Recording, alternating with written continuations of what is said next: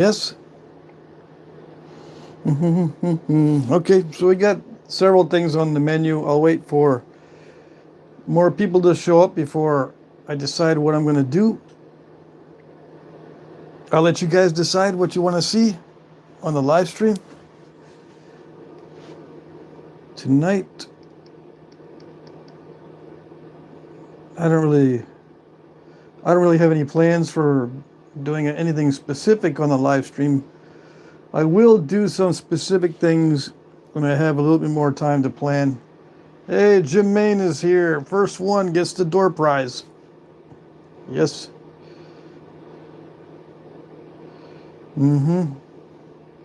What's the door prize?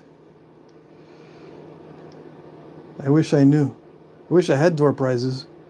But you get it if you are the first. Just we don't have any yet. Now let's see. I'll just wait for people to get here. I'm looking at my channel.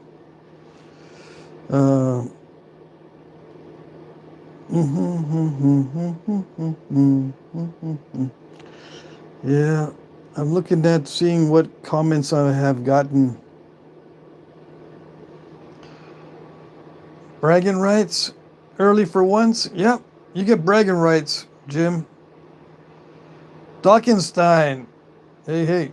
Flakes card, 55-gallon drum of sailboat fuel.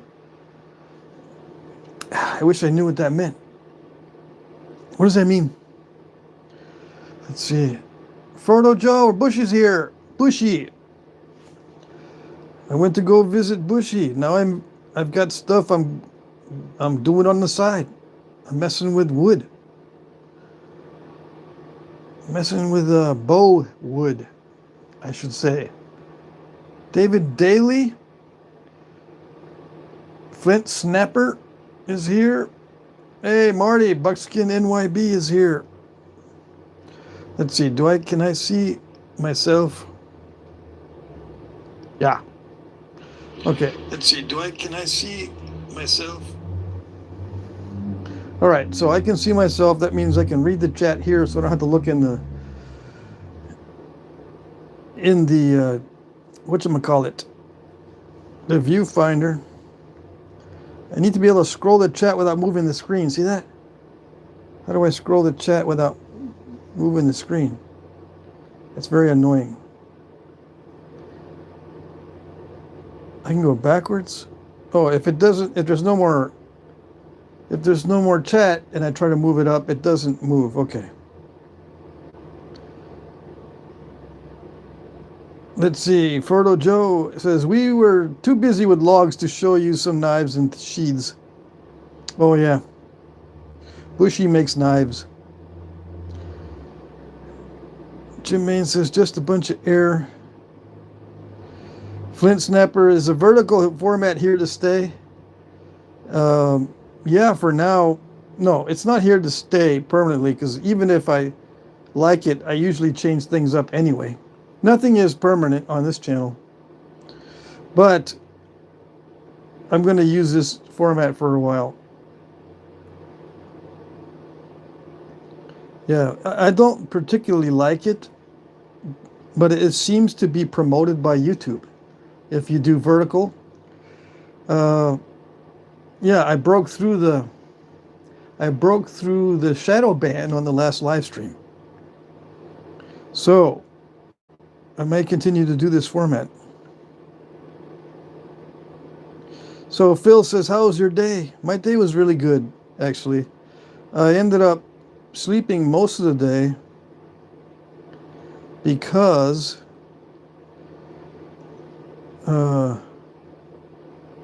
I think I ate too much earlier. I got the meat sweats or whatever they call it. I looked it up too, and I can't remember the name of it, but when you eat too much, your system shuts down. I was very hungry today, so I ate a lot and I took a long nap. But I did mess around with some of the bow wood, and bow making is coming up. I'm still debating on what to do as far as my regular videos I want to improve the quality of my regular videos. I finally got a good camera cable. A cable that goes from my camera to my computer, my new camera. I finally got the correct cable. Now I just got to learn how to film with my new camera. I want to do some outdoor filming, that sort of thing. Let's see. Oh yeah, Bushy says, try that maple breakfast sausage. I've got it thawing out. Yes, I am going to be trying it. I actually put it in the freezer and then I took it out this morning. So it should be ready. Yeah. It should be ready by tomorrow morning. I will definitely have some of that.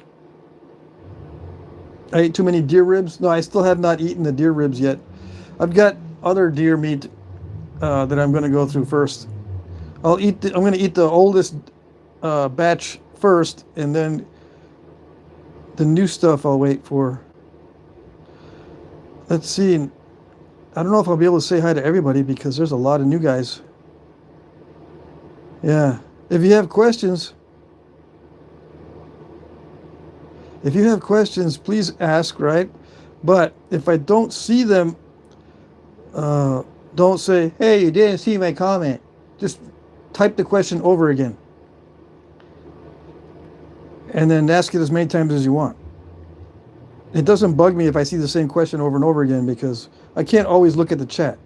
But it bugs me if you say, hey, you didn't see my comment. And then I had to go back and waste time looking for your comment. I don't want to sound mean, but you know, it wastes time trying to go back and looking for your comment when I could be answering your question. There's a lot of new people. Dang it. Look at them all. Yeah. Mac Bale says, I'm building bows for my grandchildren for Christmas from hickory, red oak, and locust. Sweet. Yeah. Just make sure when you give them the arrows that they're not unsupervised. How do I know? I don't know. And you turn away for just a second and someone's shooting arrows over someone else's head. I had that experience where someone shot an arrow and it like missed someone's head by like an inch. I didn't mean to do it, Dad. I didn't mean to. I know you didn't mean to. So I got to make sure the arrows are not deadly. So even with blunts on them, I still worry.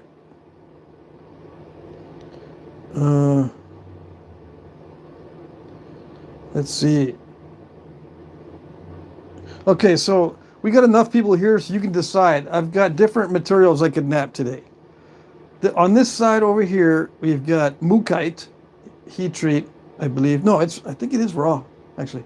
Then we have raw bloodstone, green bloodstone. We have Georgetown, and then we have obsidian from Northern California. So you guys decide, what do you want to see? Mookaite, bloodstone, Georgetown, or obsidian? And I'll wait. I'll look at the comments. Flint Sniper said bloodstone. 2 votes for bloodstone. Flint Snapper says my local meat processor gave me some backstrap sinews, so I'll be making my first bowstring soon. Sweetness. I like it when they give stuff away. Bloodstone. We got lots of votes for bloodstone. Salamandra says obsidian. That's what I napped on today. Bloodstone, I've never worked it. Mookaite sounds funny. That has my vote, says Peter. So mostly we got bloodstone and mookaite. Mookaite is spelled M-O-O-K-A-I-T-E. I always forget the A. Somebody doesn't speak English, which is fine. Yeah, thanks for the heads up on the arrows. Yeah, when you give little kids arrows, make sure they're blunts and make sure they're constantly supervised. I've had arrows in neighbors' yards. I've had arrows flying around inside the house. And I've had near misses, yeah. So let's see. I will start napping here. I'm just waiting. We have most votes for Bloodstone. Jeff Jin is here. Hey. There's people I haven't seen in a while. So I've got a choice. Mookite, Bloodstone, Georgetown, or Obsidian. And this Obsidian is from Northern California. Let's see. Sierra Nevada foothills, I think, right? Northern California. So it looks like Mookite and Bloodstone are the two that people want to see. But Bloodstone has more votes. All right, so let's get into it. Let me put my phone somewhere where I won't get all damaged from the flakes. All right, so what is Bloodstone? It's just cool stuff. It's got little specks of red in it. That's why it's called Bloodstone, I imagine. Now, I've got various pieces. I usually pick the cruddiest one or the most difficult, most challenging. How about this one here? This one, I don't really want to nap it, so I'll pick it. I'll pick the one I don't want to nap. It's got curvature, although it does have some meat in there, but it's got this problem area. Watch that problem area just snap right away in the beginning. Yeah. Anyway, what do you make from this stuff? I make just small arrowheads. Is there anything in North America made from this stuff? That I don't know. Maybe one of you guys can answer. I don't know. I actually don't even know where Bloodstone comes from. People just give it to me. Say, here, make something with it on video. And I say, okay, I will do that. When the opportunity arises, I will do that. Styley Designs, hello. Red-Eyed Patriot, our moderator's here. He needs some of that. Bushy says, Pat, there's a lady by me at the diamond mine that sells Bloodstone. Well, dang. Pick some up, because this stuff is actually pretty good. Yeah. What am I looking for? Oh, yes. I'm looking for my abrader. I'm not going to use... Oh, yeah, I was going to be using some natural tools, but not today. I cleaned up, so I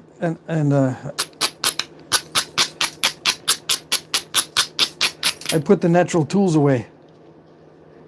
Well, not completely away. I'll get them out for the next video. They're just in a pile, stacked up. All right. This is a nice piece of stone. Yes, green bloodstone. It's called India bloodstone, from India. Okay, so none of the Native American stuff is made from this. Okay. It's actually really good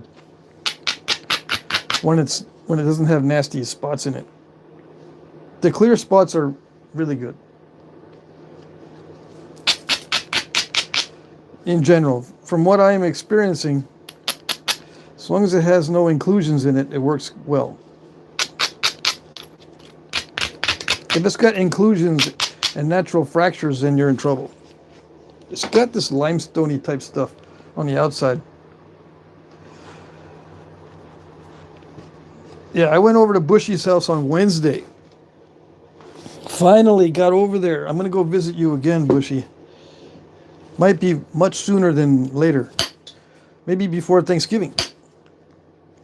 If that's okay with you. Let's see. I'm going to be using indirect percussion because I'm not accurate. I've never been accurate, even in my younger days. When I first started napping, like 15 years ago, I still did not have the accuracy that other people have when it comes to direct percussion. So I used indirect. I could be using a little bopper and be all rico suave about this. I've seen people, other nappers, use these little boppers, and they can hit right on the area they like or they want with just the right amount of force.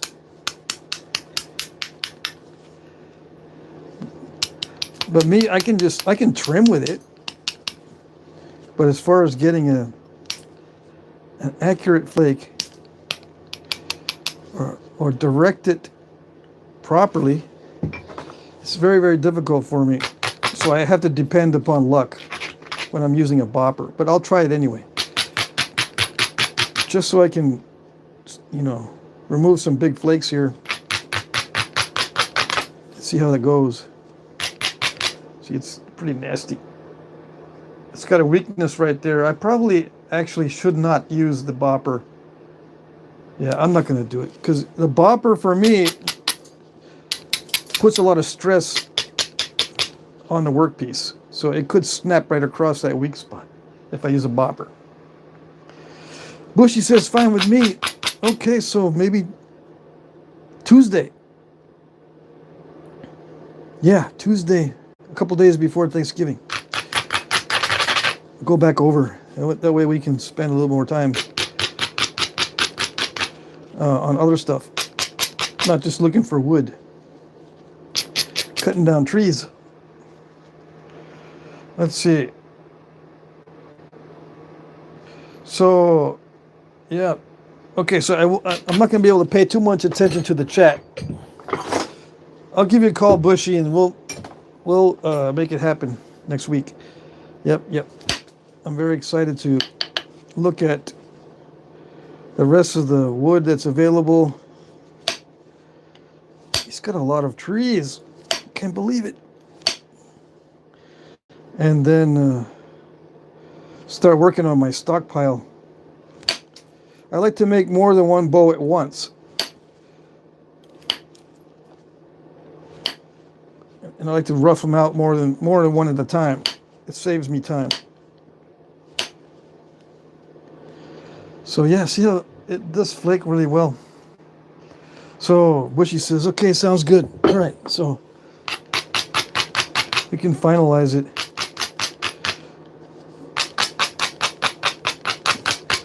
I'll be able to pick up some lodge poles this next time I go. I'm going to be building a primitive camp in my backyard here in Vermont, where I'm now living. I have a big backyard and a little hill in the back. I don't know what I'm going to do on the hill, but I can set up a primitive camp in the yard back behind my shed, back behind this shed. Yeah. You won't be able to see it from the street.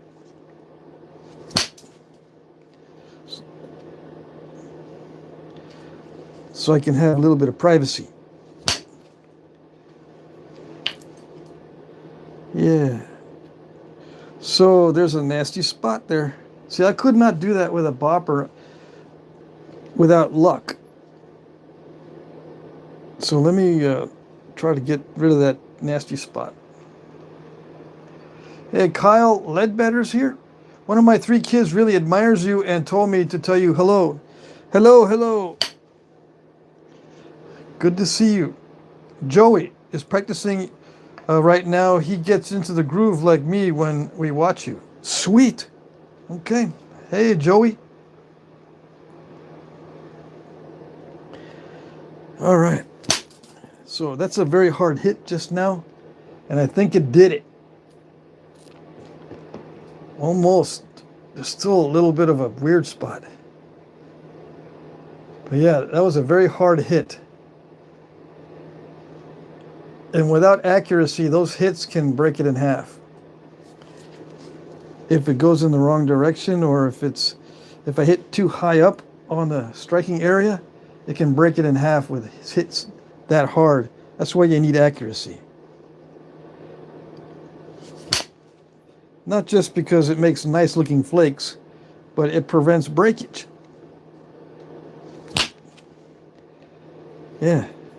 It helps to prevent breakage. It reduces the chance of breakage when you're accurate. When you have experience when you're brand new, your accuracy tends to not be there because you don't know exactly where to hit.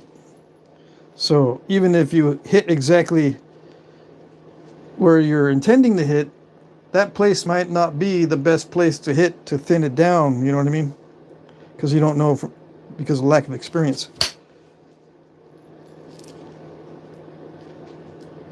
Let me see. Killer Cork is here.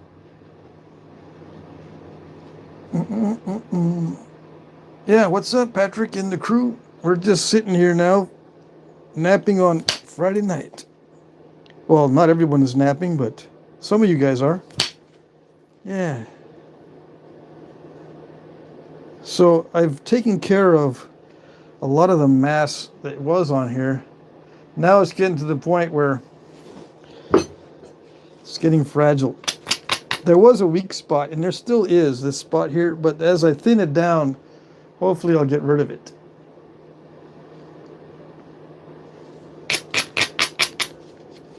And I will start using the natural tools more often.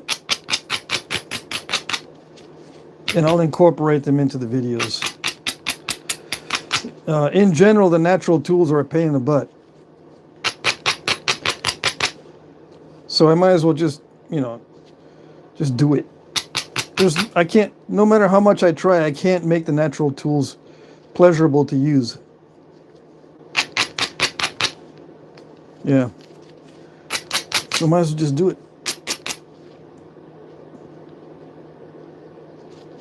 And some people don't like it when they see struggles in these flint knapping videos. That means you just need to watch something else, because I'll be struggling with the natural tools. Yeah. If you can't stand struggles, don't be watching this channel.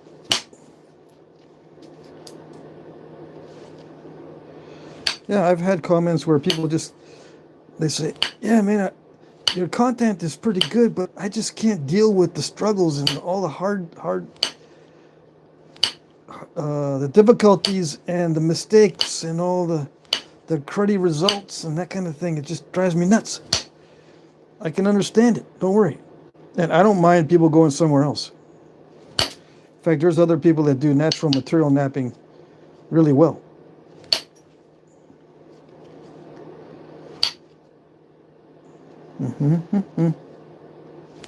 Now, if I had somebody, well, in the past, people have had conversations with me about natural tools and how they used to be so good at that in the past. They would say stuff like, I wonder how they could be so good at it in the past. They're better with the natural tools than we are with the metals back in the past. And I say, yeah, it's true. They're better than us with the metal, but they were using natural tools. How's that even possible? And they asked me, how's that possible? Well, there's one very obvious and easy answer that most people don't think about. And that is, these guys in the past made only 1 or 2 types of points, maybe 3, for their whole lives. Can you imagine just making 1 point style your whole life? How good do you think you can get at making just 1 point style? You can get pretty darn good, no matter what you're using. So that's what they did. People don't consider that. They look at other things. Man, their brains must have been bigger, shaped by hardships and trials and tribulations, and then natural selection developed these superhumans.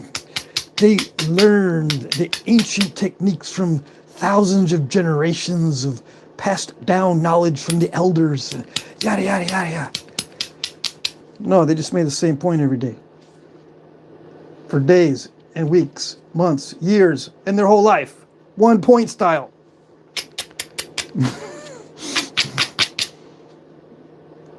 But they close their ears to that. And they close their eyes to that. No, it can't be. I like the explanation where they were superhumans honed by the hardships of the environment. The nasty environment with cave bears that were going to eat them in 3 gulps. Yeah. No, they just made 1 point style. That's it. No, it was the wisdom of the elders and the ancients and the ancestors. Yeah. No. They just made 1 point style. Because natural tools are a pain. I don't care how much the elders give you knowledge. You still got to practice a ton. A bunch. An enormous amount of time spent practicing. And if you have to learn various different point styles, that adds to the time. Exponentially. Yeah. They don't have time to learn 100 different point styles like we have. We have entire books of hundreds of point styles. You have books like this. Look at all the point styles that we have to learn, because if we don't, we're not considered experts. You don't know how to nap unless you can nap whatever in that book, dude. Don't consider yourself an expert. You only know how to make 1 point style. Yeah. Well, that's what they did in the past. They just made 1 point style. Maybe 2. And yeah, they did utilize flakes stuff and little scrapers and everything. But when it comes to thinning and refining and making points that everyone these days say that it's the pinnacle of a flintnapping technology.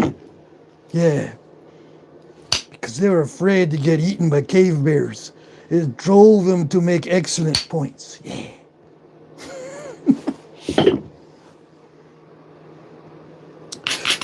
Did someone say it was an addiction? What am I seeing? What am I seeing in the chat? What did I miss? Expertise is imagination. You're going to get all philosophical on me, Kyle? Let's see. Oh, Mike's here. Mike Mason. I haven't checked out your channel much lately either, Harley. Harley's got a channel. What is his YouTube handle? Smallzilla. That's Harley. Some people are saying, what is this process accomplishing? I'm going to make arrowheads. Oh yeah, by the way, I found out who's going to get this Snyder's point from last time. John Stevens. He's the one that gave me the keel cook for the Snyders. So I finally got his email and everything. So yeah, it's going out to John Stevens. And I also made this on the live stream. It is a not so. Let's see, how do I explain that? It's not so noticeable flutes on this Clovis style point. Yeah, not so noticeable thinning flakes or flutes. But a lot of them were made this way anyway. Okay, so this some people watching the live stream are completely new to napping. I mean, they've never seen it before. Like, wait a second, what is that? Is that like I've seen this glass in a stained glass window. Yeah. Why is he messing up the stained glass window glass? It's not stained glass window glass, for one. And number two, it's going to be an arrowhead. Yeah. Because crazy guys like us, we make arrowheads.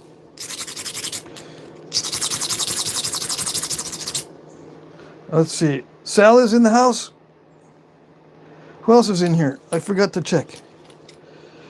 Okay. Let's see. My head is more comical now. That too, napping. You guys need to spell correctly. I know spell check is a pain to work with. Spell check is like natural tool napping. Yeah. You want to do one thing and it does something else. Okay, let's see. Jim Main says, even a thick, crude point is more than most people can do. Patrick Madison, what type of material is this? This is Green bloodstone. I'm told it's from India, although I can look it up. I can probably find out what province of India it comes from or whatever. Smallzilla is Harley. Smallzilla makes is the channel, by the way, Patrick. Okay. Smallzilla's channel is Smallzilla makes. Smallzilla makes. Oh yeah, you can see this in the chat. Miguel.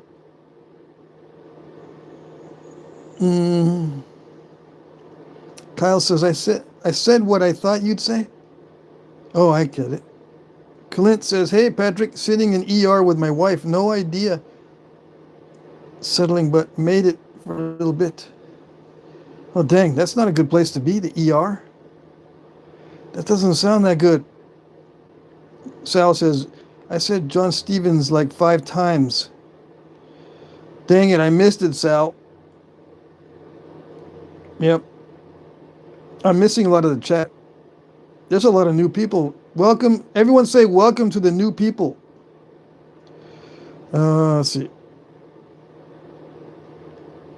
Patrick says, is she going to be okay? I'll pray for her now. Yeah. Anyone wants to offer prayers. Let's see.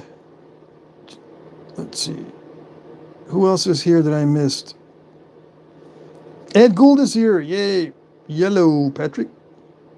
My name is Patrick, by the way. The channel name is Jack Crafty. I started my channel in the days where they did not want you to use your real name. So that's how it happened. And by the time that they switched it over to saying, okay, now you can use your real name now because we got security measures in place and encryption and blah, blah, blah. It was already too late because I had established a name for my channel. Danny Collins is here. Danny Collins Lithics and Leather is a good channel. Hey, Danny. Let's see. Who did I miss? I miss a bunch of people. True Indian bloodstone is primarily found in the Deccan traps of India. Good to know. There you go. Someone's looking things up. Patrick Madsen. Jack, I really enjoy your you nap these points and is extremely inspiring for me. I am very glad. Yes. Yeah, everybody like and subscribe. Unless you don't like seeing struggles, then you don't have to like and subscribe. Let's see.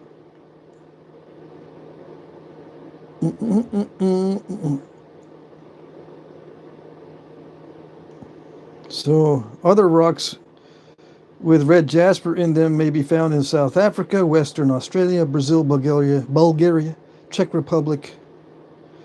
I see. Let's see. I'm in drug and alcohol treatment, and there's 2 other Patricks here, including myself. Nice to meet you, Patrick. Nice to meet you. The primitive gentleman is here. Hey, Jack, can you show us how you like to prepare the edge for the longest possible flakes? Show how you choose the best location for thinning flakes for the next few flakes. Explain the process. Yeah, I will explain the process. Now, what might be something that new guys don't consider is that I can prepare for a long flake and it doesn't happen when I hit it. Sometimes I don't prepare for a long flake, but then I do get one out of luck. So luck can make it short, make a short flake, and luck can make a long flake without preparation. Or, you prepare, but it doesn't work right. Okay?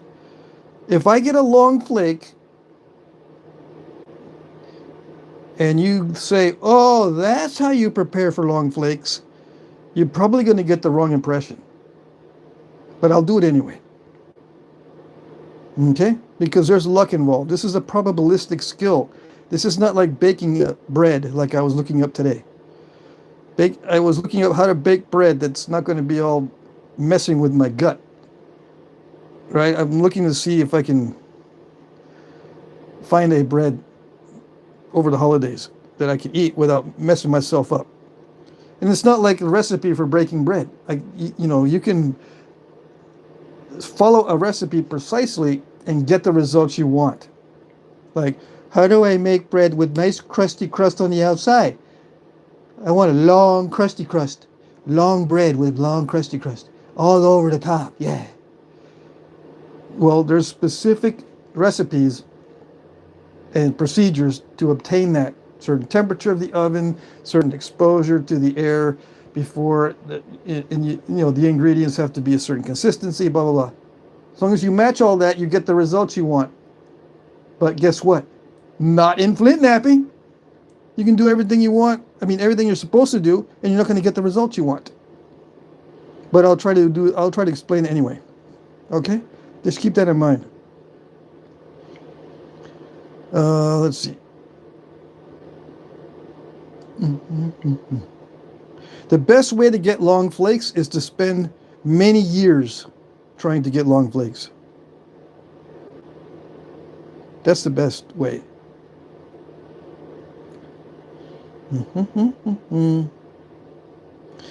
The primitive gentleman says, yeah, bread messes me up too. Apparently sourdough is more stomach friendly, but it doesn't work for me. Yeah, I looked up some sourdough breads today. Apparently it might not mess with me, but I don't know. Patrick, try Ezekiel bread, usually available at Walmart in the freezer area. That's a good idea. Let me, but see, I'm looking for a holiday bread. I don't eat bread normally because too many carbs. But during the holidays, I'm going to go over and visit relatives, and they ask me, what type of bread do you want? We'll make it from scratch. I said, dang. Yeah, don't worry. Well, now I got to figure out what can I eat. I don't want to say, no, that's okay, man. I'm a mutant that doesn't eat bread, so forget it. I'll look up that Ezekiel bread. Sounds interesting. Anyways, I've been looking at that spot. I'm going to tell you how I did it after the fact, okay? But I've been looking at that spot the whole time I was talking. And it was already ground down. I grind down the whole edge. The whole edge. Some knappers say, yeah, don't grind down the whole edge. Just isolate where you want to hit first and then hit it. And don't worry about everything else. No. The way I knap, I grind the whole entire edge and look for opportunities after grinding. I don't specifically grind anything or create isolated areas. I grind and let the isolation develop naturally from the grinding. So I was looking at that spot. I did not prepare that ahead of time as that kind of spot. I just ground it down. I'm saying that if I hit right there, that's going to get rid of what I want to get rid of. I want to get rid of that stuff that's right next to that messed up spot. But I don't want it to be really long. So I didn't hit it all that hard because it doesn't need to be that long. It just needs to go a little bit past halfway to thin it down. Okay? If I don't make a long flake, it won't break as easy. Now, to make a long flake, the number one rule is the more surface area it removes, the more force required.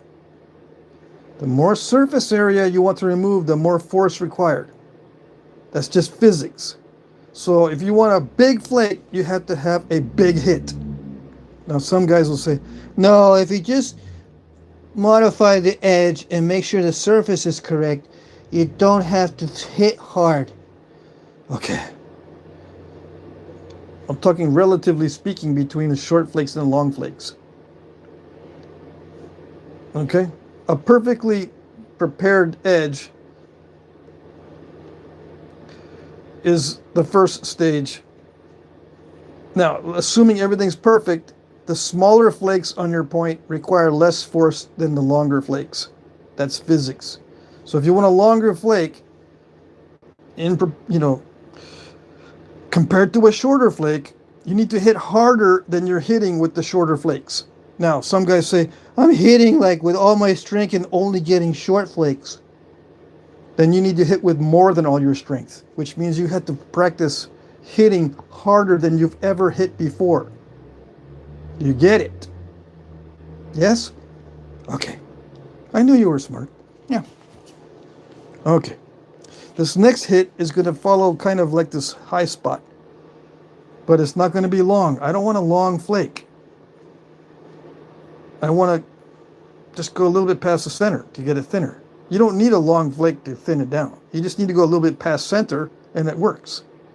Why don't I want to thin it down a lot? Or why don't I want a big long flake? Because this stuff tends to dive in. The other thing I did not mention about long flakes is they like convexity. If you look at flakes that are long, very often they are curved. Not always, but very often they are curved. That means it needs a convex surface, convexity. And it needs a place that doesn't have a lot of obstacles, because if you're hitting into a place that's all wonky, chances are that flake is going to stop somewhere because it can't get past the obstacle. And it can't get past defects, although that defect doesn't look too bad. I don't think it'll stop this flake. I just want it to go a little bit past halfway. That's it. So I'm going to hit right there. If I don't have success hitting that spot because of incipients or whatever, incipient cracks, I can move over to another spot. Like I can probably take a flake from this corner. That's plan B. And if that doesn't work, I can do plan C. I can take a flake from this area into there. That's why I grind everything. I grind it all down so I can go, okay, plan A, plan B, plan C. All right, you got it? No, it's too complicated. I don't want plan A, plan B, plan C. I just want plan A with long flakes guaranteed. Just like making bread, yeah. Okay. You're on the wrong channel. All right, here we go. Where do I put this on the edge? Wherever it works, knowing over many thousands of hits and knowing this material so far as I've learned on this particular piece. Do I go up really high, or I stay low, or in between? Or I don't think about it and just go with the muscle memory. I do option 3. I don't really think about it. I just go with muscle memory and see if it works. Yeah, I hit and I pray that it doesn't mess it up. And so it didn't go halfway. It went a little bit short of halfway. But that's okay. I'd rather it not do something good than end up doing something bad. Okay, does that make sense? I'd rather it not do something good than do something really bad. It could have gone further and dived in and make a really bad step fracture or diving flake. So this is not bad. It didn't go past halfway, so that's why it's not good, so to speak. But it's not bad. Yeah. So we go to the next. I'm just going to move over a little bit, and I've already ground it down from previous grindings, so I don't have to sit there and go back and forth and grind and grind and put it down and grind and put it down. A little abrader. So I just go to the spot next to this. I put it up on the edge where I think it's going to work, and guess what? That was going to be a long flake, but it didn't work. I don't want to see failed attempts. Some people are saying. Too bad. Some guys are, stop talking like that, dude, because we don't all think that way. Yeah, but the ones that do mess everybody else up. You can't really predict. That was a good edge. Everything looked really good. I don't know why it didn't go. And I don't really spend too much time worrying about it when I've got plan B. This is plan A, this general area. And then plan B is right here. I'm going to take a flake into that area. If that doesn't work, I'll do plan C. And sometimes I'll hit above center line. See, the center line is like right here. But this, I'm going to hit right here on the corner. It's right at it's at center line or slightly above it.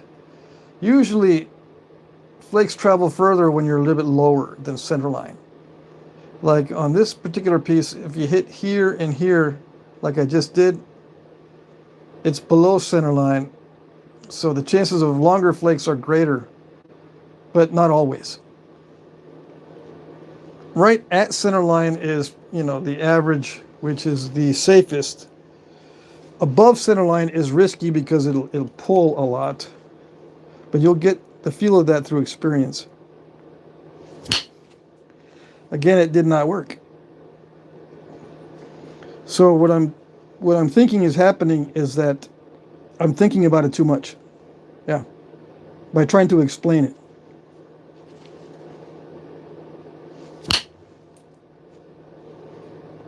There. I didn't think about that one at all. Okay? Now, it dived in a little bit, but I think I can live with that.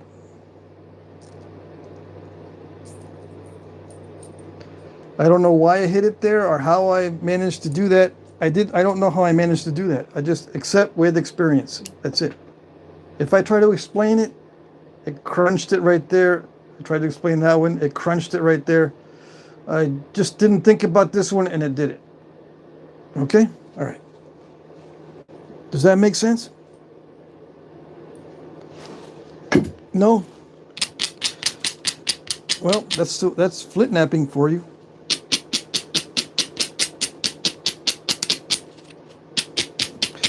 Some people might say, well, obviously you have to know why it did not work, right? You have to know why it did not work. No, you don't have to know why it did not work. And it's not always obvious why something doesn't work. There are factors that are sometimes out of your control or that you don't notice. Over the years, I've noticed that if I think about it too much, it doesn't work.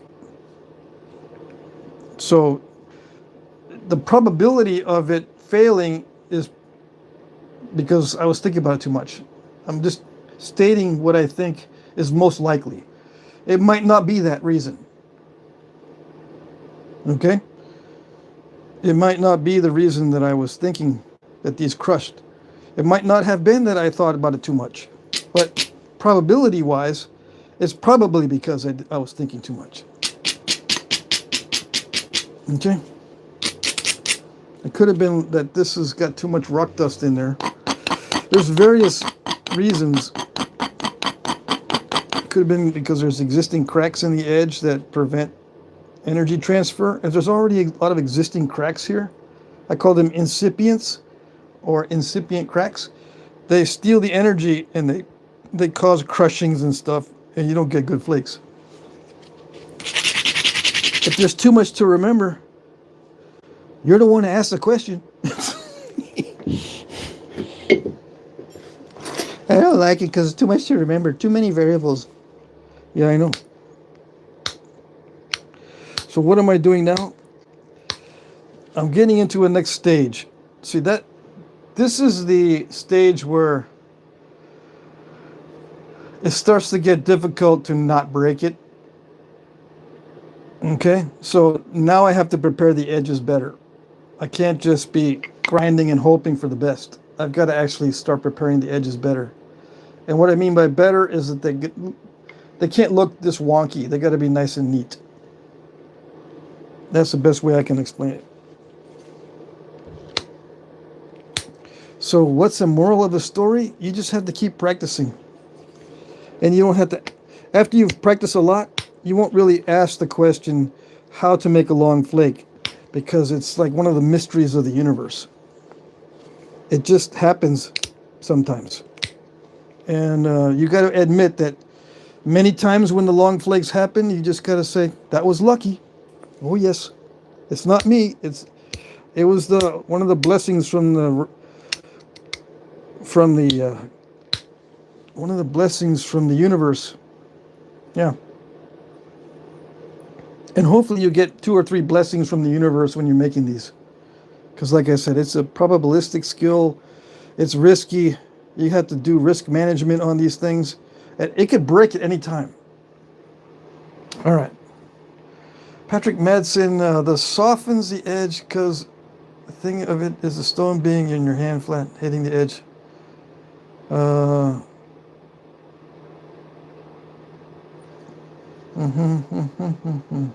You're thinking about it too much, Patrick. You're thinking about it way too much. Somebody says the dust it creates acts like when you put chalk on a pool stick to hit the ball is the easiest way to explain it. No, that is only partially correct. This is a lot less soft than a pool stick. Okay? This is a lot less soft than the tip of a pool stick. Okay? It's a totally different dynamic on the impact. This is hard. You get dust in there, but the dust, mainly what it does is it causes slippage. On a pool stick, I think it causes a little bit of grippage. So it's totally different. This is slippage when it's full of dust. On a pool stick is grippage. If I'm not mistaken, I think when you put the chalk on the pool stick, it makes better contact with the ball. When you have dust on the top of the tool, it does not make better contact. Okay? Totally different dynamic. All right.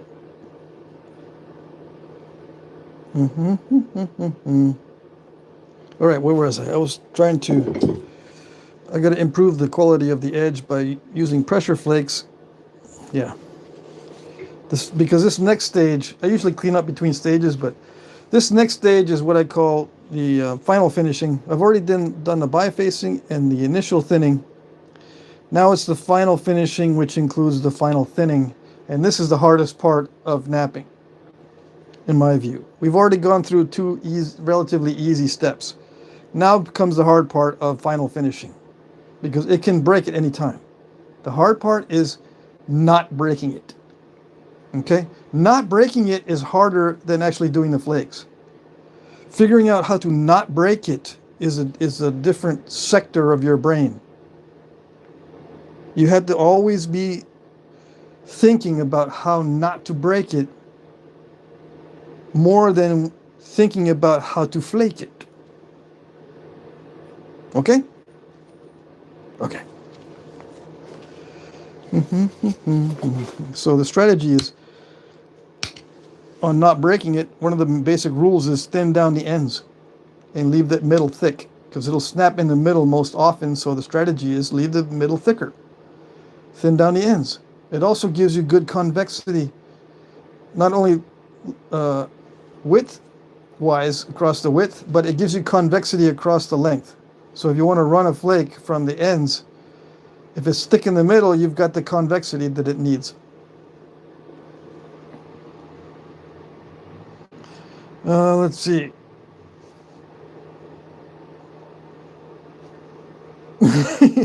Somebody says he's thinking too much about thinking too much. Let's see. I'm trying to read the camera that's filming this. It's too close. All right, where am I? Let's see. Jim Main says, I've learned so much from watching Patrick, Denny Collins, and Sal. I'd still be making almonds without those guys. Let's see. Who gave you a huge compliment, Sal? Patrick says, you ever wonder why you can remember you forgot but can't remember what you forgot? Yeah. The generalities are easier to remember than something specific. Let's see. The Primitive Gentleman says, this is super insanely helpful. Thank you. When you say you need to make the edges more perfect now, can you show the shape, what you mean? Yeah, I'll just show it when I'm done with the shaping of the edge. Let's see. Jack Crafty is a good teacher. I'm glad you think so. I was talking for the grip when it strikes. I try not to grip it hard when I strike. but sometimes I do grip it more hard than usual. Yeah. Let's see. Okay. So, I'm trying to look for questions. If you have questions and I missed it, just ask the question again and don't say, hey, you missed my question about 18 comments back, because I'll probably not see it anyway, even if I travel backwards. John Almager says, I'm wondering how you strike hard without bending the copper rod. A couple smacks and I need to straighten it. Yeah, I bend my copper rods. I just work with it bent. John, my friend John, yeah. I just work with them when they're bent. Yeah, and if it gets really bent, I straighten it.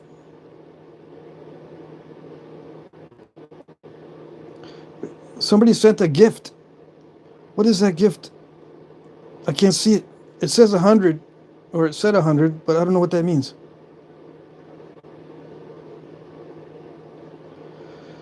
All right, let me get back to napping. If you ask a question and I don't see it, please ask again the same question.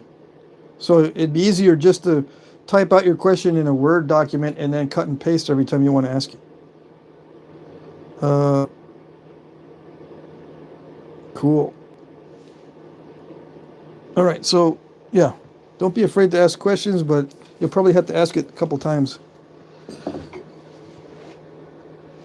That's what I'm here for. I like answering questions. If I can answer them, I will answer the best I can.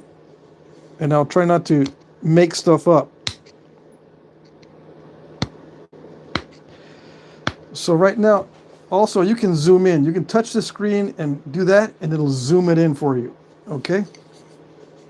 If I want to keep it further away from the camera so that it doesn't blur. Like if I do this, sometimes it blurs. Like if it'll focus on my thumb instead of focus on the edge. But down here, it'll focus better. But if you need to zoom in, just touch the screen and then separate your fingers and it'll zoom it in. And you can move the screen around, as far as I know, if you're on your phone. If you're on your computer, I don't know how to zoom it.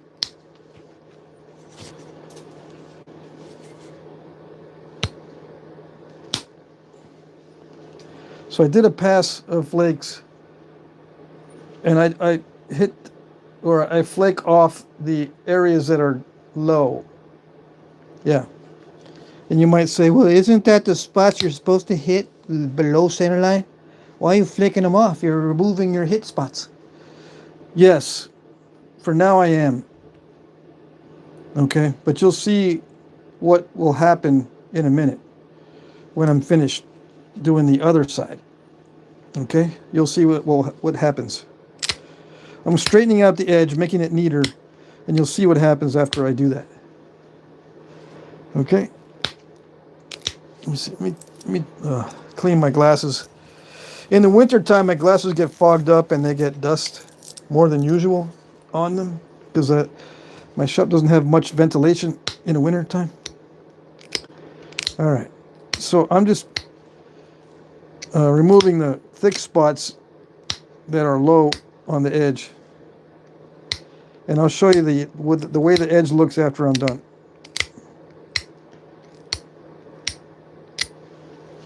And this is in preparation for abrading or grinding. Okay. It's ready to be ground down. The grinding will remove all the delicate areas. Okay, so you'll see. Memorize what that looks like. I removed all the low spots on each pass. Okay. Now I'm going to abrade this way and this way. So it's not complicated. And I uncomplicate it for myself as well as people watching. You braid it across this way, you braid it going that way, and you also braid it going that way. All three ways. That gets rid of all the delicate areas. And it's a general lazy way of doing it. Instead of focusing in here, focusing there, doing here and there, and then some guys will strike and go, okay, where's the next area I need to strike, and then that little area, and then strike that little area, and then go over here and then strike that area. If I did that, I would not get anything accomplished because my accuracy is terrible. And I don't even do it with something that gives me accuracy, because I can still hit and not get an effective flake. All right, so I'm not that coordinated, even with the indirect. So I just let now the edge tell me where it's good to strike, and looking at the overall shape. So where do I need to remove material? Right there, I need to remove that. From this side, I need to remove that. Can I do it from this edge? Well, you look to see if there's a high spot, like a ridge. Where are there ridges going into that area? Looks like there's one there. Very pronounced ridge. And it looks like that low spot is right there. Right? It's a lower spot, so I can hit right here, right along that ridge. And that's what I call opportunistic. I didn't prepare this in advance. I just looked to see how it looks. And where can I hit to get rid of that lumpy area? Well, I can hit there, or here, in different ways into that area. I don't always have to hit with the same angle. I can hit this way or that way or straight in. Yeah. If you want nice parallel flaking, then yeah, you got to hit the same angle every time and become very boring and very tedious. And get frustrated and no one will like you. Yeah. What's the matter, man? I couldn't get parallel flaking. What? Never mind. I hate myself. All right, so I gotta grind these down smooth because they got too many pits and lumps to be able to make good contact with this thin edge on a relatively small point. So I use this thing to speed up the process. Although I can use this like I did earlier, I can use this, but it does this kind of thing. It wears out my abraders really fast. And besides, this is faster.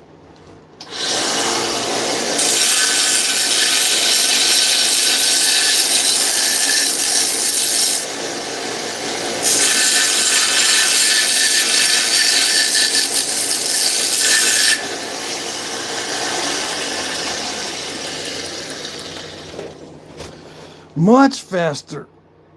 Yeah. And I do one more rounded than the other. See, this one's more elliptical.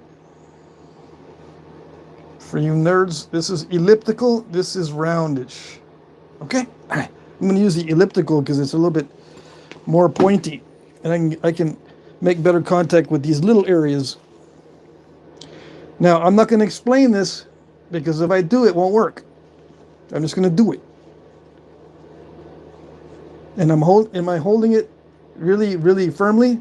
Well, look, there's nothing back behind it. The only thing that I'm making contact with is two fingers.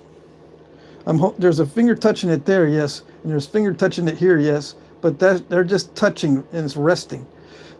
Where I put my pressure is right here. If I'm going to hold it stiff, it's going to be with these two fingers. If I end up holding it stiff with these outside fingers, it'll break because it's what I call bridging. It's like a bridge with two supports. You don't want that. You want to hold it right where you're hitting. And some might say, wait, doesn't that stop the flake from traveling if you pinch it right there where you're hitting? That's what I heard anyway. Sometimes yes, but on a tough stone like this, it doesn't matter. But on obsidian, yeah, you'll probably have to use two fingers like that instead of one like this. Two fingers like this on obsidian and then hit in between. It is bridging, yes, and it is risky, but there is that thing where your finger will stop the flake, and you don't want that. Okay, so you got to take a risk, so you'll get longer flakes. All right, so I'm just going to do this without thinking about it. That way it'll work. Well, supposedly. All right. Even when I don't think about it, it still doesn't work. And yeah, the edge is perfectly good. It's just that sometimes it doesn't work. And that's a long flake. And that's one of those times where I go, ooh, that was lucky. That was not me. That was like a blessing from the universe. Yeah. And it was. So you can see some of the copper got deposited there. That means the edge is pretty strong, yes. Which is good. You just can't be too strong. Because if you have to hit it way too hard, it'll break. So that was actually lucky as well. To get that much of a flake. Sometimes it flakes too good and gets too thin. But luckily that wasn't the case here.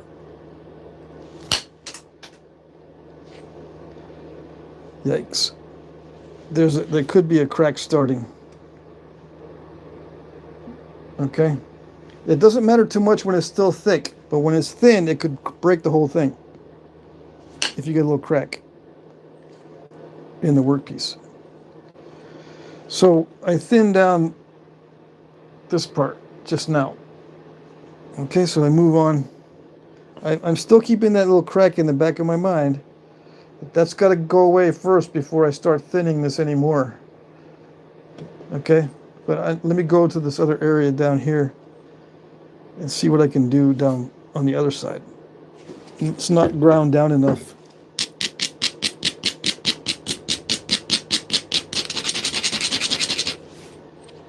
Yeah, like that.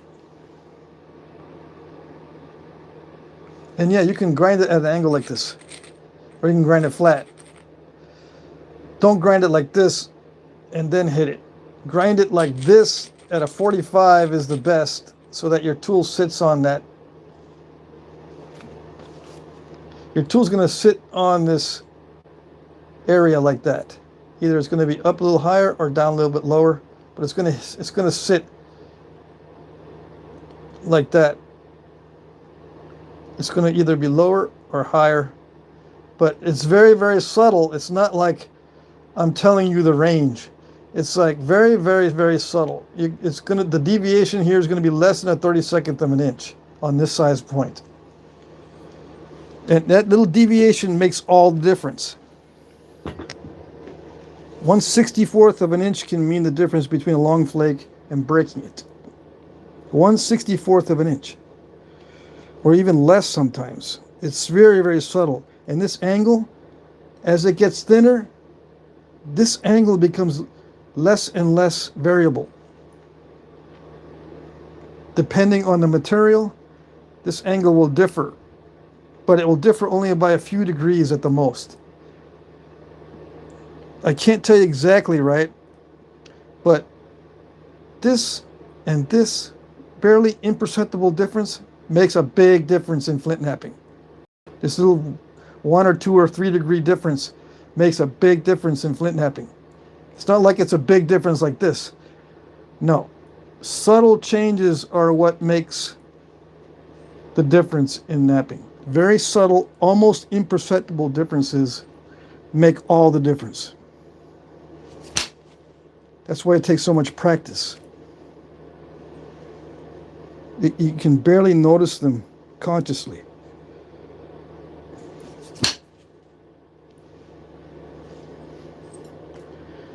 And I have to not think about it too much. This stuff is too complicated to think about consciously in most cases.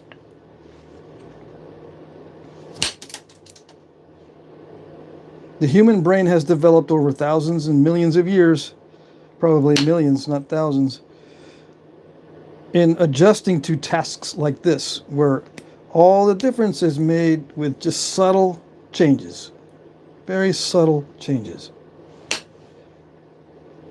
And all the initial conditions are very complicated, so the brain has adapted to taking care of the complicated stuff subconsciously, so you don't have to constantly think about it.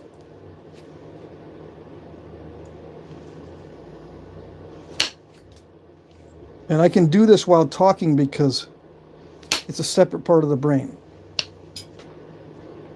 Okay?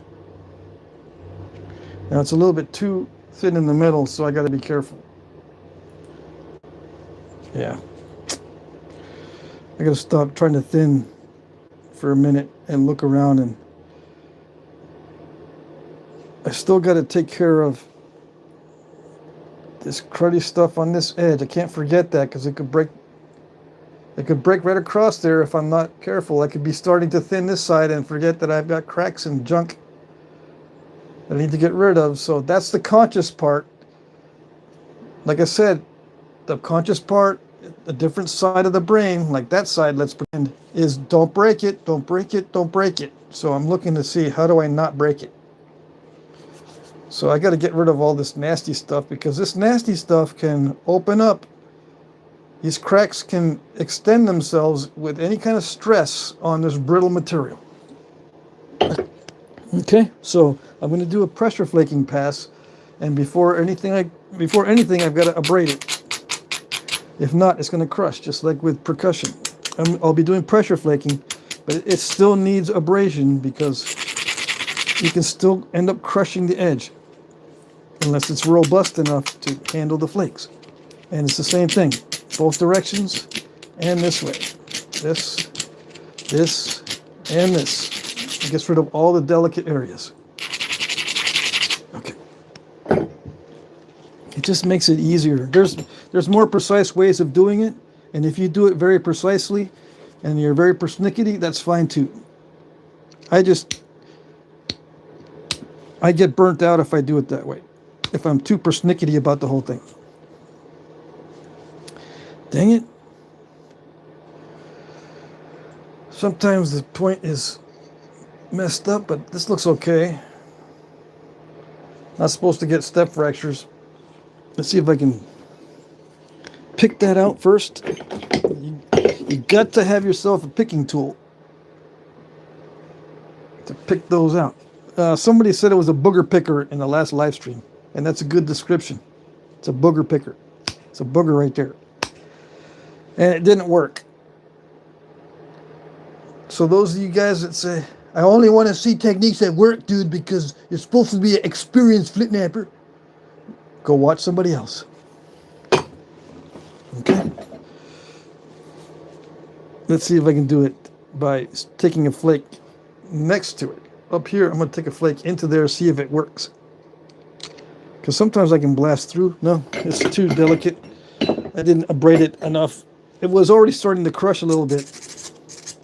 So that's how I know it's still too delicate. It's probably why it step fractured in the first place. All right, let's see. Did it do it? You can do this with percussion on bigger areas too. If you get a step fracture, you can hit on the side and try to flank it. You flank the obstacle. And sometimes the flake will expand into that area. And it did. So it made it smaller. Now I can try to flank it from the other side. Drive it in a little bit. It's mostly downward pressure, but there's a little bit of inward pressure. So it's not totally gone, but it's minimized. And that's good enough. Later on, as this gets more narrow and lose width, it'll be closer to that obstacle. I can probably blast it away with a flake when it's that tiny. So it went from being large, relatively speaking, to tiny. That tiny one is easier to manage later. Okay?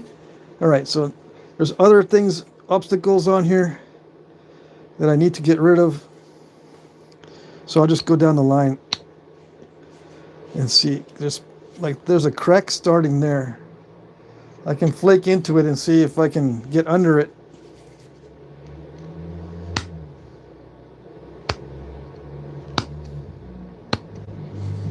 Why does it do that? Because it's soft copper and I don't want to push too hard. There, like that. I ended up pushing really hard. So here was the flake. I pushed it right into that cracked area, and it stepped right here, but at least it got under the crack. Yeah, so there's no more crack there. I'm going through and I'm going to repair and thin the edge at the same time. But usually this is a pretty fast process. I don't have to think about it too much.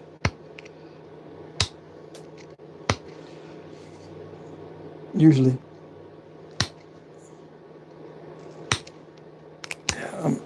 I'm finding that that's just a nasty crushy area, I guess. I'm not able to flake through there. See, I'm not able to flake through this area easily. Come on. See, that's what I mean about getting up close. Normally on good material like this is not a problem, but there's something going on there where the material is not cooperative, or it's just compounding itself, one step fracture leading to another, leading to another. It could be either one or both, right? And there's some issues down here on this side. But a lot of times those don't show themselves until it starts getting thin. These little boogery areas, you don't notice them when it's thick, but they show their ugly heads when it starts getting thin. Okay?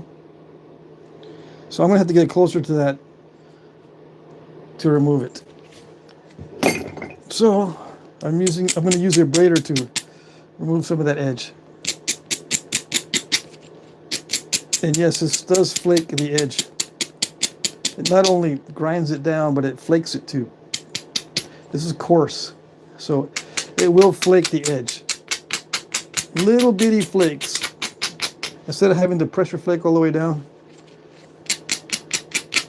a coarse grinding stone or a braider will flake the edge,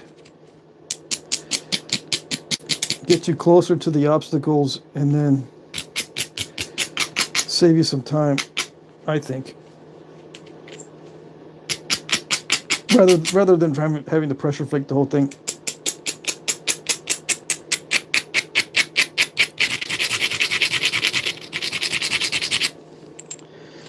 Okay.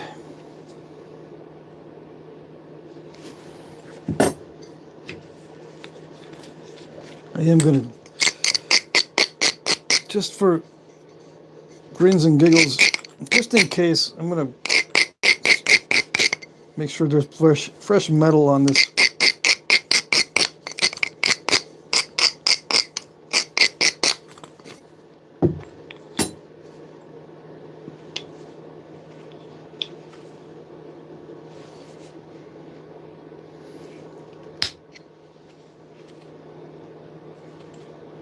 All right, so let's go down the edge.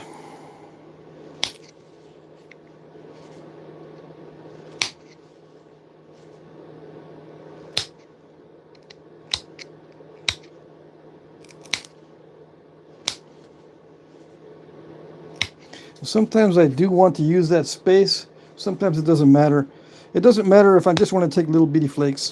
But if I want to take a longer flake, it is advantageous to use the gap in the pad. But I've napped with pads that don't have these gaps. I use this pad a lot because I'm getting used to it. I hardly ever used to use slotted pads, but they're especially useful with heat treats and obsidian. And just to get into the general habit of using them is also useful, so you don't lose the feel for using a slotted pad. You don't lose that muscle memory.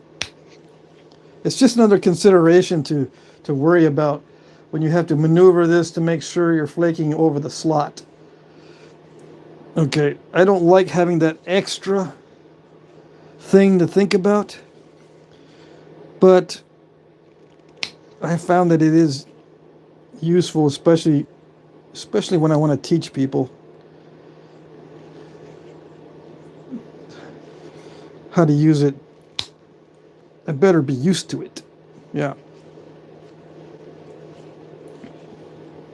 All right, so I'm satisfied with the quality of this surface now. I'll get back to it to fix it later if it needs it. But I don't have any cracks. So this is the conscious part. I'm avoiding breakage by making that non-crackly. I avoided I removed obstacles to avoid impediment to future flakes. That's a conscious thought. And I don't want to thin it too much. That's another conscious thought, so I don't break it. All this stuff I'm doing mainly is so I don't break it. Later on, I'll worry about the shape. Right now, it's kind of asymmetrical, and I'm not worried too much about the symmetry, but I am worried about not breaking it. Okay, so now I got to take care of the other side. So I'm going to go a little faster because I'm not going to explain this side. And I'm going to get into the zone probably. Oops. It's got a spot here that may give me trouble.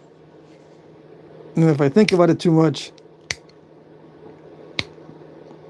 I won't be able to remove that obstacle easily. It's not a difficult obstacle, it just looks like it's a little bit different in consistency. It feels a little bit more slippery too.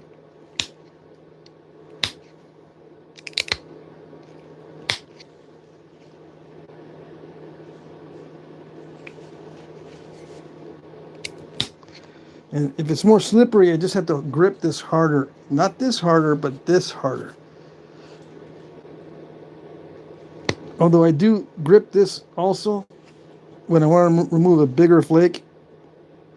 But slippage is mainly controlled by this hand, so that you're just more rigid in your removal so it doesn't slip around a lot.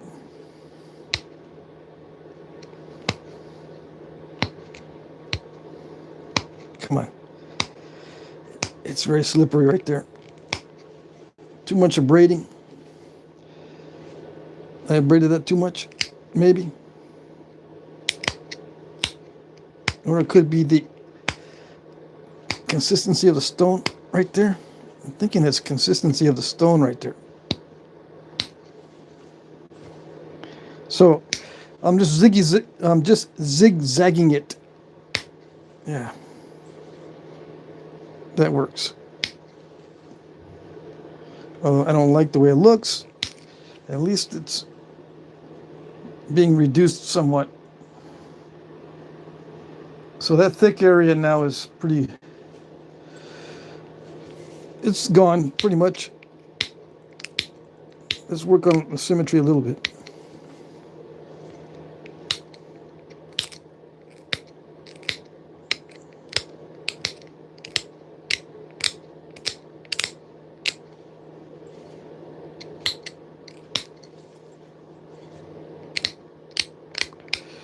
So I don't think about the size of the flakes, but I do think about the symmetry and the overall strategy on what this is going to be. But I don't worry about how long is that, how long is this flake, how long is this little flake, how long is this little flake, or how long is this little flake. I don't worry about how long they are. And a lot of times when I'm doing the bigger flakes, I still don't worry about how long they are. I just have this other thing in mind, like the symmetry or the edge quality or thinning the ends down so I get good convexity. You got to thin the edges for good convexity, and you got to thin the ends. You want convexity this way and this way. Now there's issues in the surface here. See that? That's the next major obstacle. One of my rules is go for the worst first. So at this stage, the worst I see is like these step fractures are going to be a real pain. So everything I'm going to do now, even if I'm working on this side, is eventually to tackle those step fractures. I can't see a good way to tackle them right away, because if I do, it'll install a curve. If I take off too much in here, it's going to be too curved in there. Right now it's perfect as far as the convexity goes. So I'm just going to leave it. And we'll deal with it later. And sometimes I just leave those in and try to minimize it with little bitty flakes. But it will still look like it has a slight step fracture, because I don't want it too thin, for example. I'll just leave those in and try to minimize them. Okay, so let's continue with what I was doing before.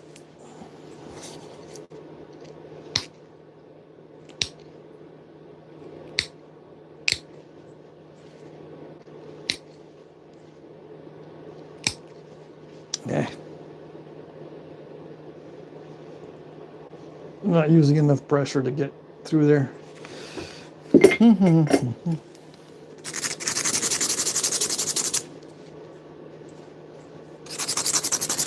Let me use some percussion on this. Yeah. The glove is starting to get in the way, so. And like I said, this part is the hard part. This is the sweat stage for me. This is the hardest part and the least enjoyable.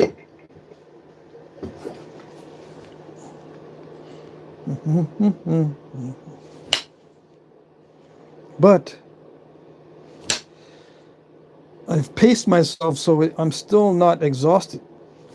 I have not exhausted myself on the previous steps.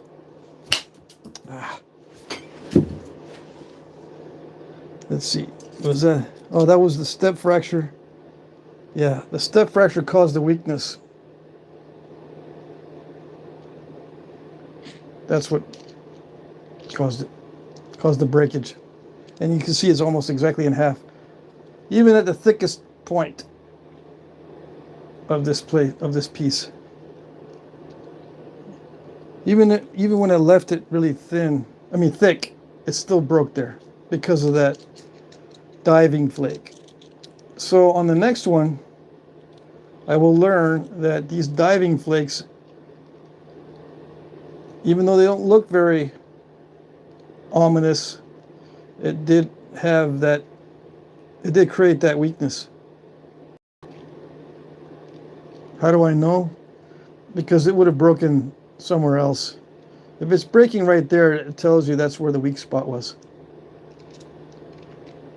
And there was some weird stuff in there too, like that inclusion.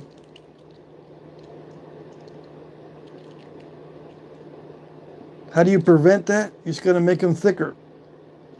But I'm trying to show you how to thin this. To avoid this kind of breakage, you make them thicker. Yeah. All right, so we'll go to the next one. I like this flake better anyway. All right, so we'll go a lot faster on this one.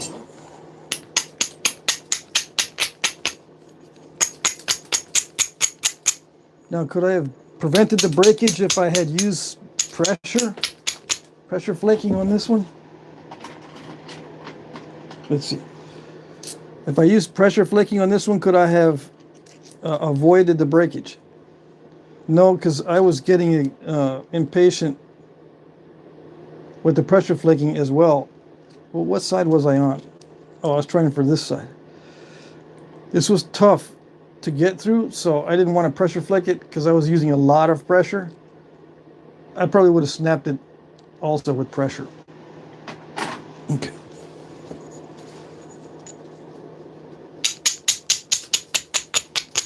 So same thing on this one. I'm just going to go very fast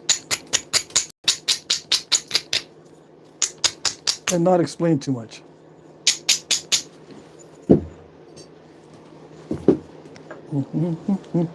And probably not chat too much either.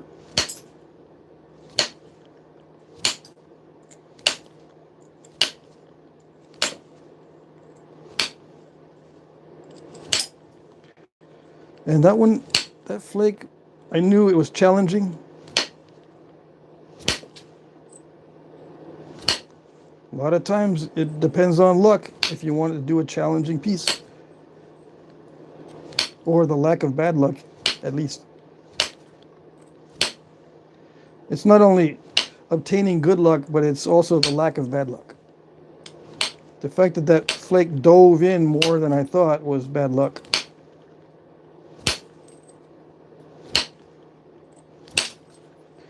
So I will try to chat a little bit during this. If I notice something that might be a teaching opportunity. But I want to finish this point out before the time is up. I got 45 minutes.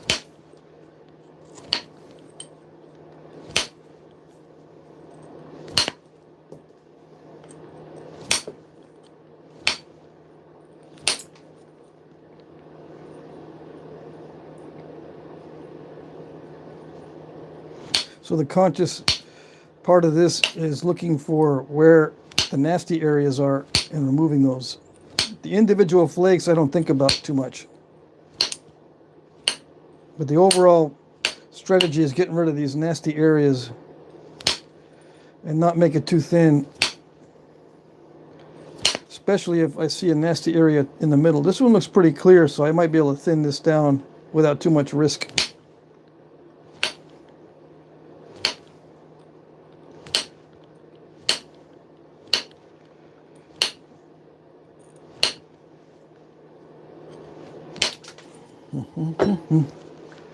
Let's see. As the edge gets delicate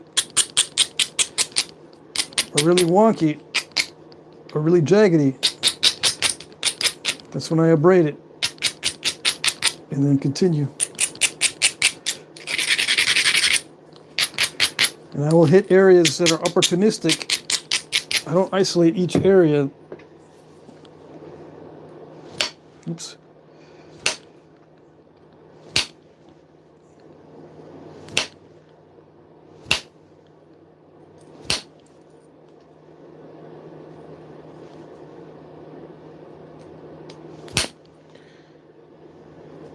This is the first stage.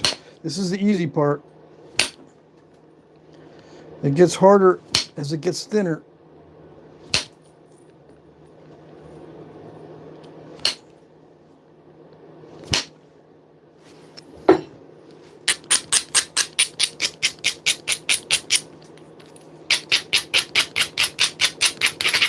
And when I say harder, it gets harder not to break it.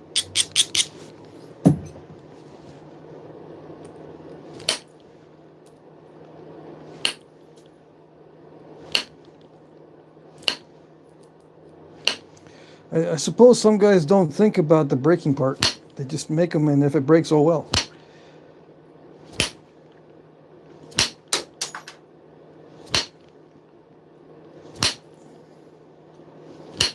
But I have a very aggressive strategy, so I usually try to make it a conscious effort to not break it. I am very aggressive with the thinning and with the shaping.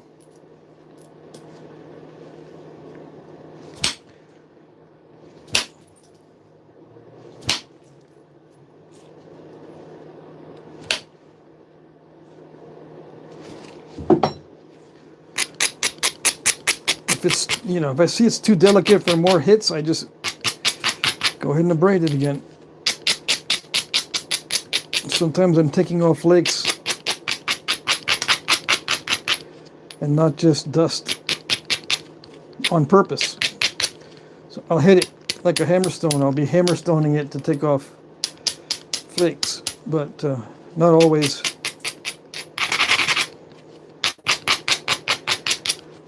Just when I see a spot that's really sticking out, I'll try to flake it off or hammerstone it to get that lump off, but it varies.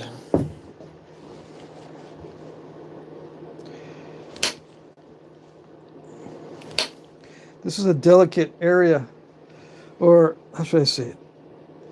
This consistency on the tip is different, but I'm going to leave it in anyway to preserve the length. Normally I'll take off in inconsistent area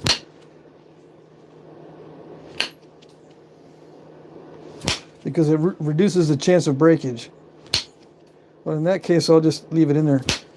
because I like the color difference. If I can keep that in there, it would look pretty good. But if it starts giving me trouble, I'll remove it and lose length. Better to be shorter than broken. How do you break it just because of that? Well, if I leave it thick up in the tip, even a little difference in thickness when I'm working the middle could pop the tip off or break it in half. Yeah. It could be the difference between breaking it and not breaking it just by leaving it a little thicker at the tip.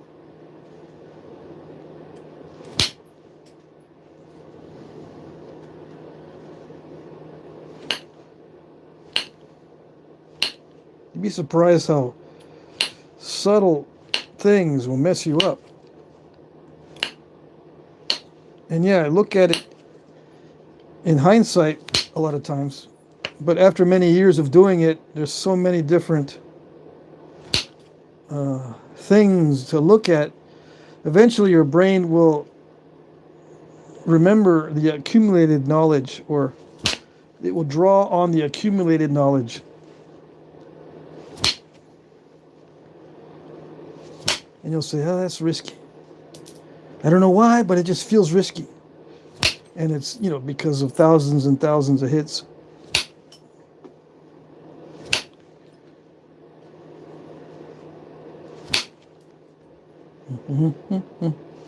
Some people can predict where I'm going to hit when they watch my videos, because obviously I have a particular style of napping, but they can't always predict.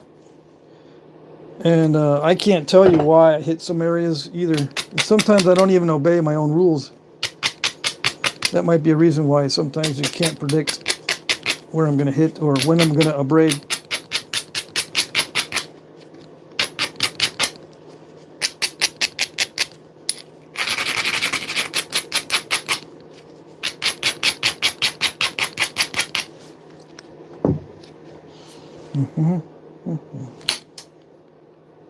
This is a 3/8 inch rod, by the way.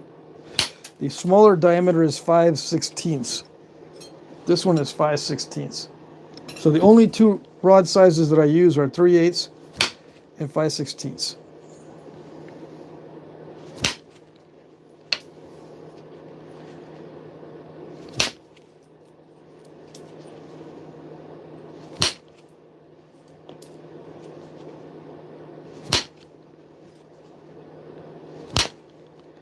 And the flakes don't always work.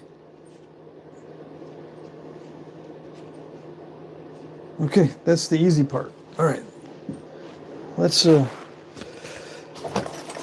clean up, because it does help me psychologically to divide these into stages.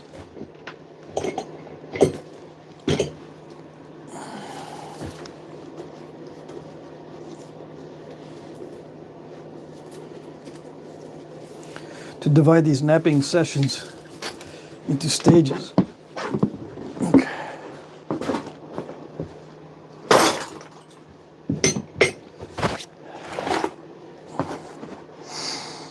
Okay. Let's see, am I going to make a mess with this?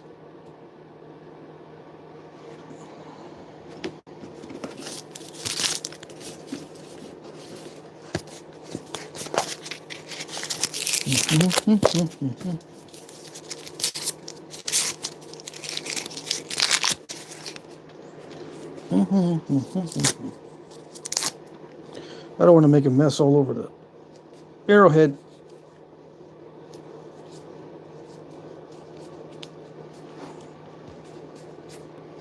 Yeah, like that.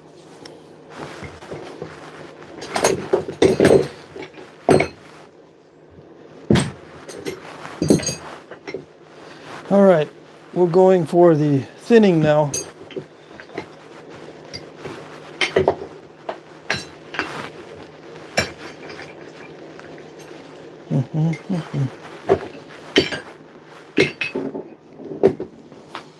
Okay, and I'm using a file this time.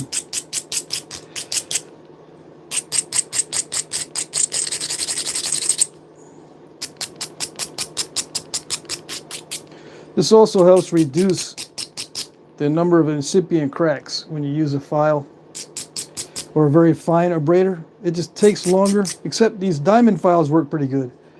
But usually when you go to a finer grit, it takes longer, which is kind of annoying for me. But this is worth the extra, just a little bit of time. It's much slower than using this to abrade. But it's worth the extra time, I think. All right. All right, so now it's the thinning stage. 5/16. And let's see. The tip is too thick.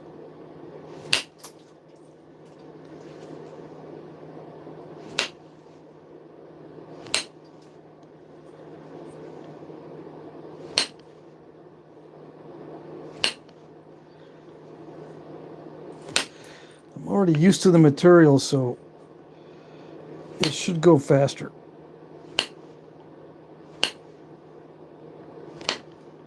It should be going faster.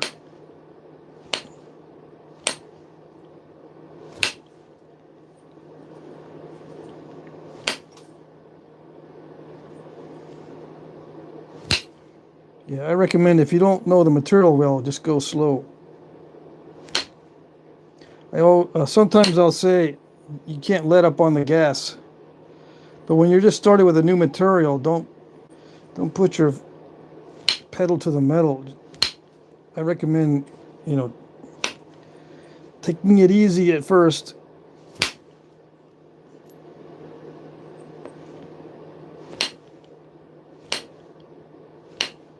And then you'll notice, man, I gotta hit harder, and then it still doesn't work. You build up to hitting hard. You don't start hammering away intensely unless you're used to the material.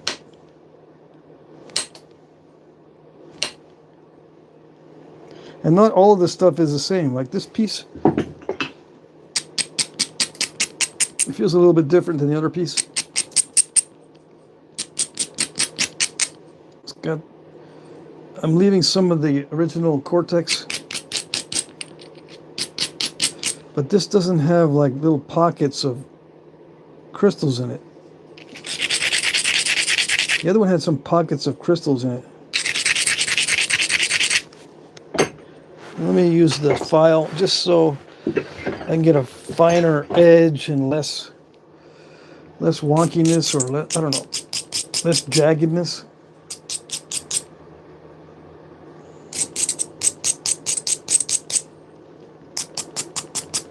Yeah, if you guys have questions and I'm not paying attention, maybe someone in the chat can answer. A lot of these guys are old subscribers to the channel, and they can answer some questions, I guess. I'm gonna try to finish this on this live stream, so I can do a complete point instead of leaving you with just the biface. But this is the initial thinning,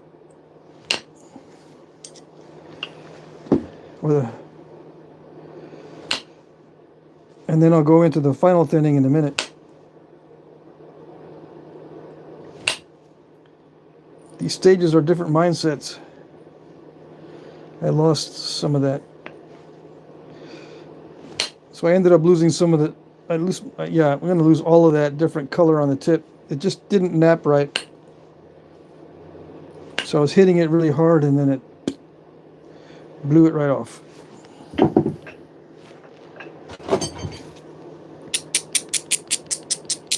I'd rather lose the length than to leave it really thick at the tip there.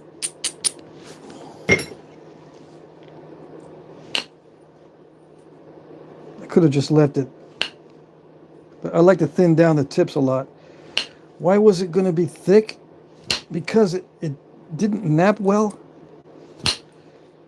and to get it to thin down, I had to hit it hard, and it didn't work out.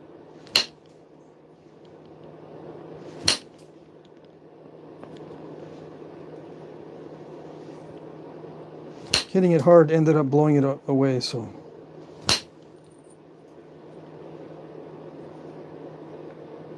I'm trying to get rid of the wonkiness.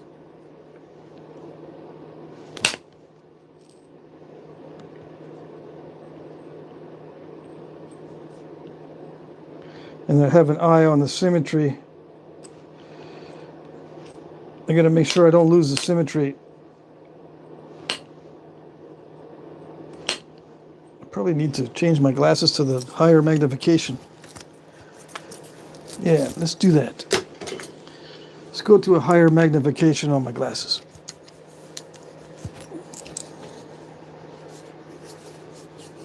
Orientation of the camera. Okay. It tells me I should reorient the camera. All right. Hope it's okay.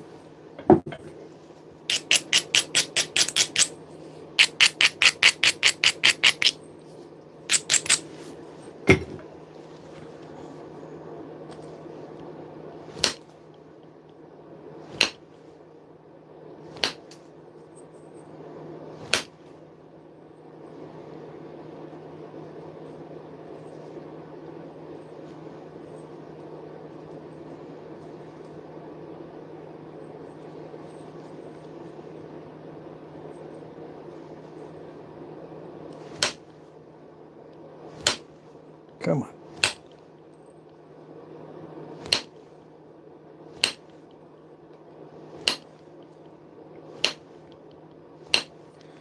Yeah, you might think that just hitting it over and over again is the way to go. But the more you hit it, the more chances there are of cracks forming that will mess you up. So it's not really good to hit it a lot of times. And if you're hitting it a lot of times on the same spot, you got to change up your technique so you're not hitting so many times in the same spot. Either you got to hit harder or prepare the edge differently, or do something so that you're not hitting the same spot over and over again. Sometimes it's because you abrade too much. Like if I abrade too much, I'll be hitting the same spot too many times and creating incipient cracks and crushed areas. It's not good. The edge has to be good quality as well as the surface.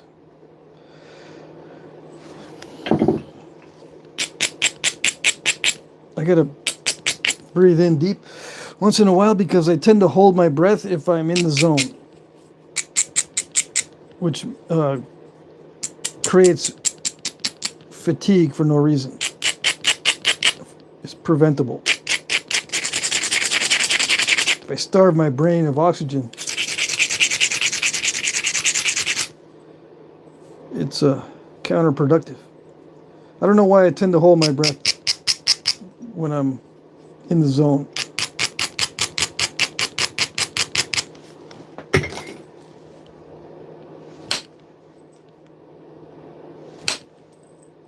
It could be just a natural response, right? If you're hunting and you're just about ready to shoot, you can't be breathing really loud or doing a lot of motions or heavy breathing.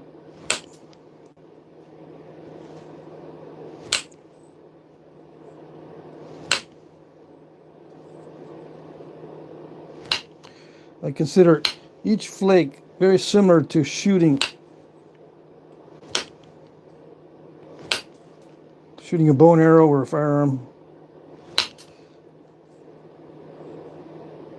These flakes, you shoot the flakes.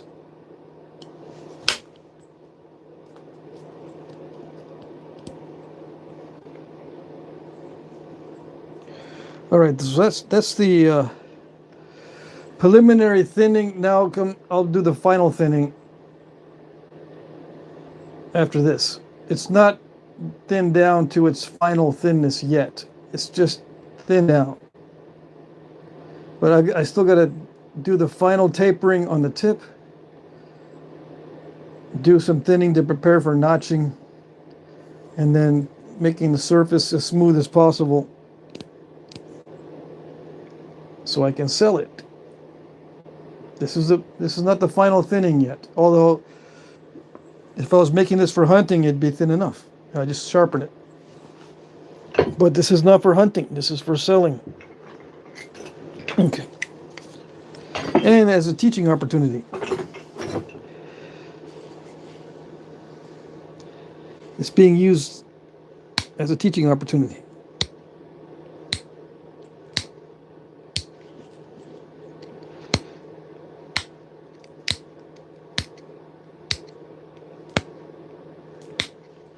I did a lot more percussion on the edge to begin with before pressure flaking on this one than I did on the other one.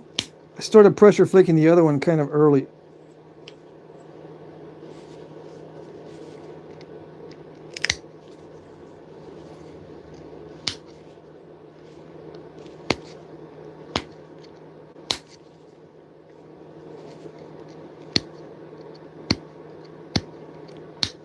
And I'm just opportunistically moving flakes. Not paying too much attention to the symmetry yet. I mean, I am a little bit, but I will be doing a lot more symmetry work a little bit later. Actually, I need to thin this down with some percussion. I hope the camera's not losing its focus. No matter what camera I use, it's not really good for flint knapping. These kinds of videos, or this kind of format for doing videos, is not really conducive to showing the intricate details of flint knapping.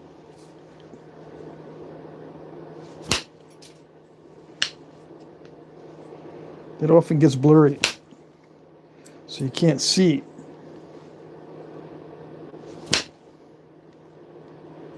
And not all hits actually work. So keep in mind that if something looks like it didn't work, that means it didn't work. Not because, and it's not always intentional. Sometimes it's incidental. If it works, sometimes it's not intentional. Sometimes, ooh, I didn't want to take a flake that big, or oops, I didn't want to take a flake that small. But it looks intentional, but it isn't. That's what I'm trying to say. Even if a flake looks intentional, like, man, he intended to make that long flake, it may not have been. It may have been incidental or lucky.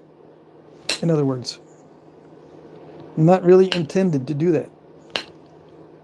I was intending something else, but I didn't tell you what I was intending.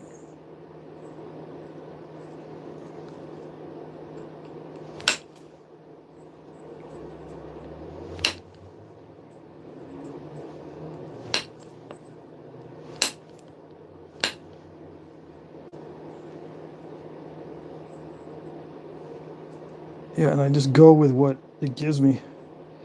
I'm doing the final thinning, okay? That's what I'm doing right now. I'm trying to thin it so I don't have to thin it anymore. After this stage, I hope I don't have to thin it anymore. That's what I call final thinning.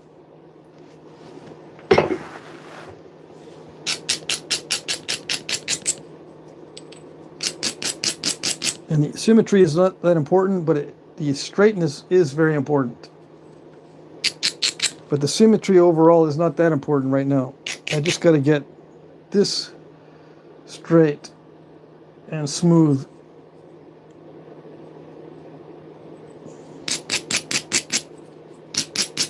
And if it looks buttery and easy to knap, it's not.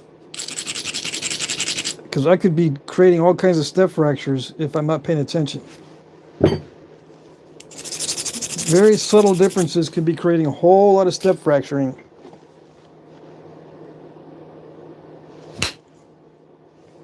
I have to make sure that the surface is well prepared, or it will step fracture.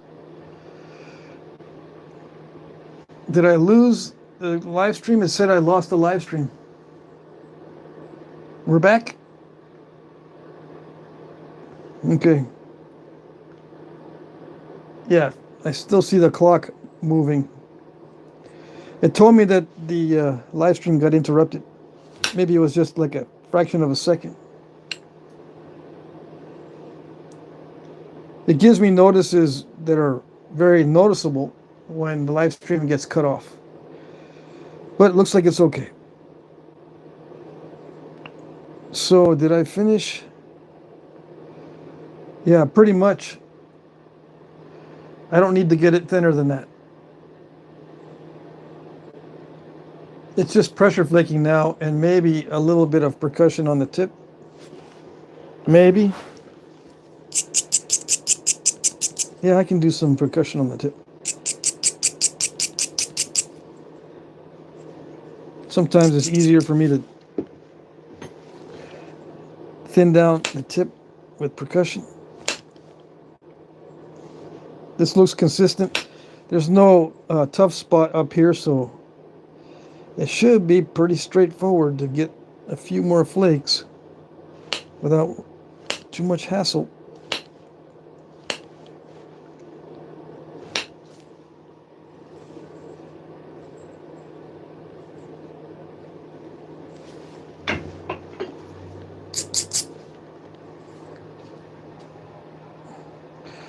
Buckskin NYB, Patrick, are you contemplating making another orc shark knife like the one on the video? Yes, I am going to make another one of those. Yep. If you guys don't know what I'm talking about, then don't worry about it. You'll see. I am going to make one of those.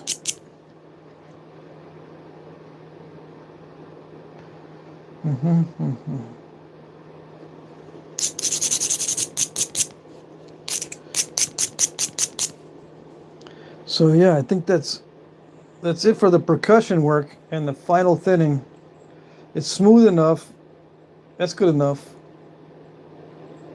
It's still got a little bit of stepping, but I avoided the diving flakes. I did not take too many from the base because it tends to dive, and I shot across areas that had plenty of convexity. When I wanted the long flake, I had to make sure there's a lot of convexity, because if it's flat and it's divey, it'll get step fractures everywhere. So wherever you don't want a step fracture, you have to have convexity. If you don't want a step fracture there, make sure you have convexity. That's the most important thing, other than the smooth surface. Convexity is key. Now, obsidian can be very forgiving, and you can get long flakes on a flat surface, but this is not obsidian. No, this is not obsidian. Obsidian's a different mindset.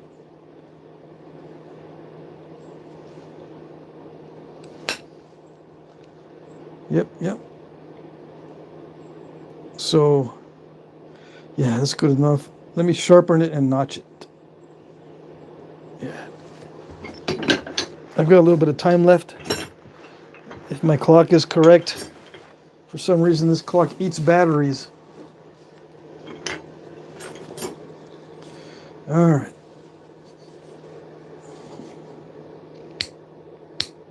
I suppose I could check the phone to see what time it is.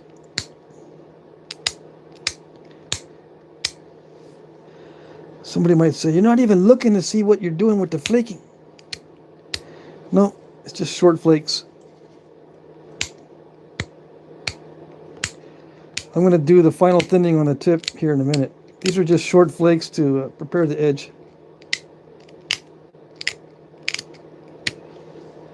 What kind of preparation? I don't know, this kind of preparation. I'm going to grind it once more. So I consider this preparation. I guess it's like putting a median ridge in it. Yeah. So I put a median ridge in there to strengthen it. Now that I'm thinking about it, or now that I'm looking at it, I do this by habit.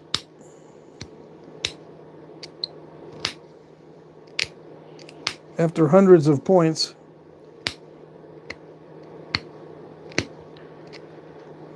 come on. And I'm going to abrade it one more time before I sharpen it. This is just to get the edge ready for sharpening. Straighten it out.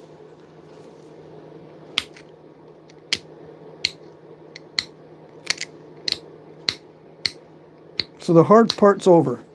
The hard part was the final thinning. That's where I could really do a lot of damage, and I didn't. So it was a combination of lack of bad luck, looks like there was not any bad luck, and a lot of experience.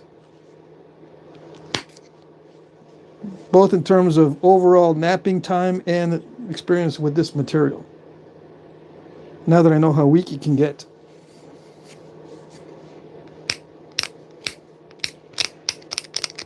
Compare it to thickness on the other one. It'd be a good opportunity to show you the difference in thickness. It's pretty much the same size, right? But let's see.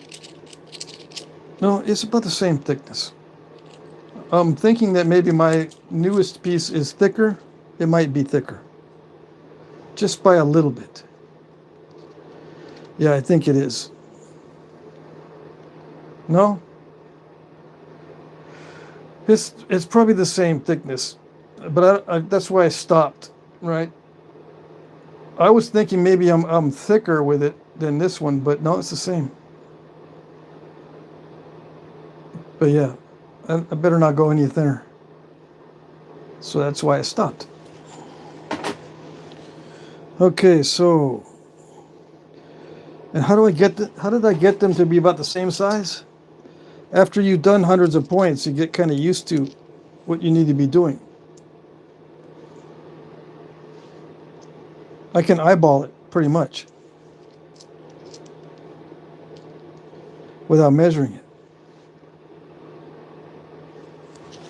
it. Okay.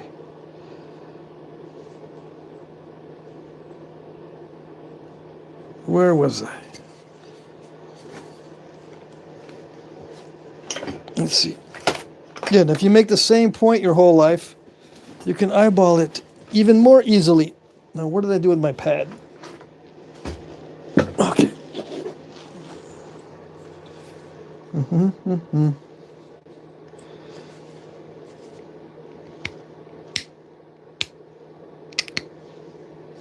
So these are just short flakes. I don't need to keep track of where they're going, or I don't need to look.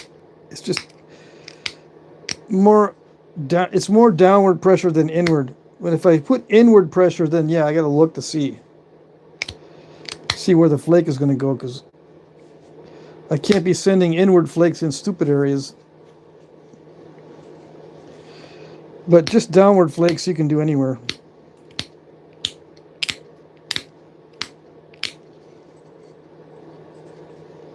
And yeah, I got to get rid of some of this nasty stuff. But I'm going to notch through this.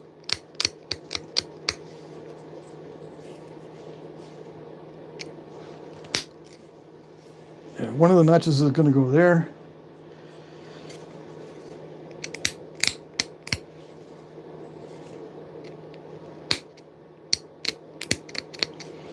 The other notch there, let's see.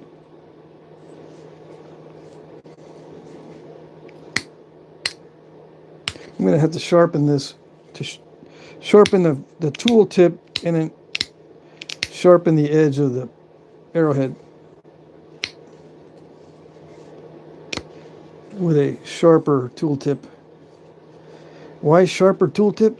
Well, I'm going to start with a sharp tool tip up here, and it's going to get kind of dull, and then I'll do the sharpening down here, and it's going to get even more dull, and then I'll do the sharpening down there. So that way I don't have to grind it with each step. This upper third requires a certain tip size, the middle third requires another tip size, and the bottom third requires even another tip size. And the tips get larger. So you might as well wear down the tip so you don't have to grind it and do it and grind it and do it. Okay? That's the conscious part of the strategy. At least with me, that's what I do. Sometimes I don't even follow my own advice, and I just do it randomly. And I have to go back and forth and resharpen and stuff. But the strategy is not to have to resharpen the tooltip all that often, because it wastes time.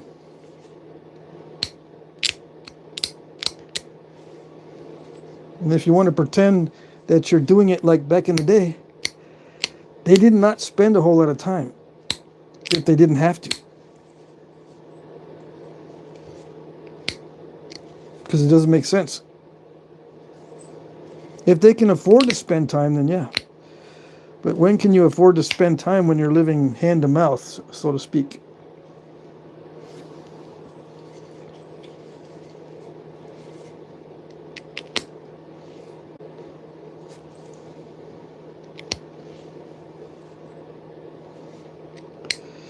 Yeah, they did not have industrial output and great surpluses like we do now.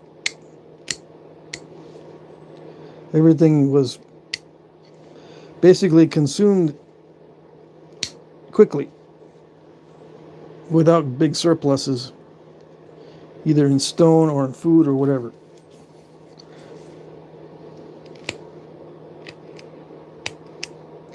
Yeah, and these blades, these things are consumption items. These things, you consume them, they wear out. It's not like we do nowadays and just put it in a frame or a case and they last forever. Back then they consumed these like utility knife blades. And the ones that survived are the ones that didn't get used. Well, a lot of them are broken when you find them. Those got used. But in general, the ones you find in nice condition are the ones that are not used or minimal use. All right, so I prepared the edge for grinding. For one, I don't have to do final sharpening, but it does make it much sharper to do a final pass. You grind this again and do a final pass, but I'm not going to grind it again. Just for the video, because I only got like 8 minutes left or something. I'm going to put the notches in. But yeah, this is just a preliminary picking on the edge. It's not fully sharpened. It still has areas that can be picked to be much sharper, and I could do more thinness on the edge. It could be thinner than that and straighter. And this has a little bit of a thick spot right here that I could take down. This little thick spot right there. I could put a needle tip on it or whatever. But that's a preliminary sharpening. It can be used like this. So I'll just stop there for purposes of the video and do some notching. Let's see.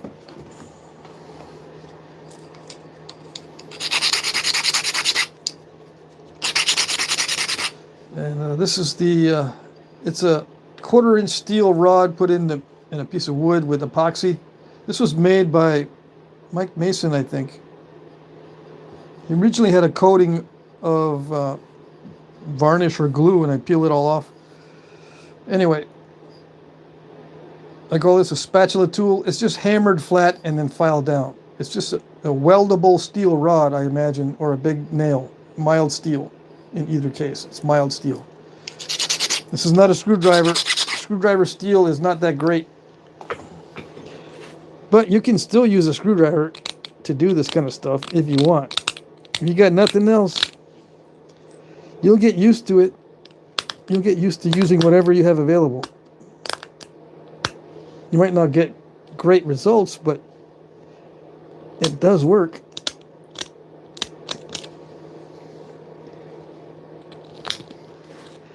And I'm using the front of this. You'll see. If you can zoom in, you'll see what I'm doing. Just put your fingers on the screen and go like that, and it'll zoom it right in. I don't want to do this because it's hard for me to keep it in frame.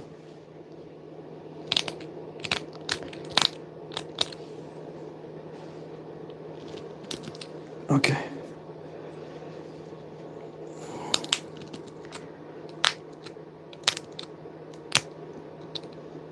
And I'll push downward with the edge. Or with the corner of the flaker, I'll push downward and remove flakes. I'll put it on the surface and then push downward, straight downward to remove flakes. But when I'm trying to pop something out, I'll pop it out like that. by having this part grip into the edge of the workpiece and then pop it out.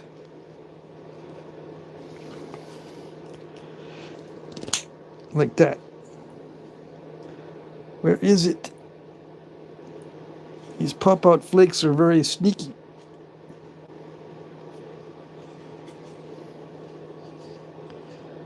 See, I popped that flake out. You can see where the tool was right there. And it popped out that flake. And what I did was I just pushed it until I feel a firm seat and then pop it out by pushing downward mainly. Not much inward, just to seat it. You do need inward to seat that thing and then pop it out. That's the easiest way to crunch it in, as I call it. And it's just a combination of pushing down with the edge like this, but also rubbing. I also rub it with the flat part to get it duller, because I can't get the file in there. Well, I can get the file in there, but I don't want to use the file.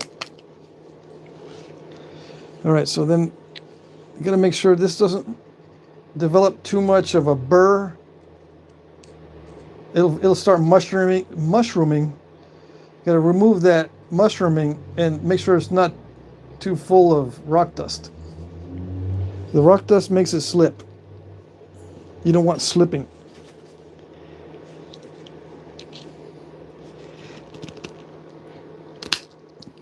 So I popped that one out. That's a good one. And you don't want to use all that much pressure. So it's got to be thin enough for you to do your notches. The rule is the width of the notch should not be more narrow than the thickness that you're trying to notch into. So you look to see how thick that is. That's how wide your notch should be. Now mine is probably a little bit more narrow than the thickness because I have experience. The more experience you have, the more narrow you can do your notches. But if you're beginning, the notch has to be as wide or wider than the thickness you're trying to notch. That's the rule. Or you're going to get yourself into trouble. And then you say, well, I don't want a wide notch. My whole life is based on narrow notches. So shut up. Yeah, you can do narrow notches. You just need more practice. That's all it is. If you're new, that's what you need to know. You can get narrow notches on thick material, but it takes practice because it's a very difficult thing to accomplish. Yeah. It doesn't like it. The stone doesn't like to be notched. You'll find that out. It's not going to cooperate. I don't care how good the stone is. You're going to have to get used to what the stone wants in order to pop those out.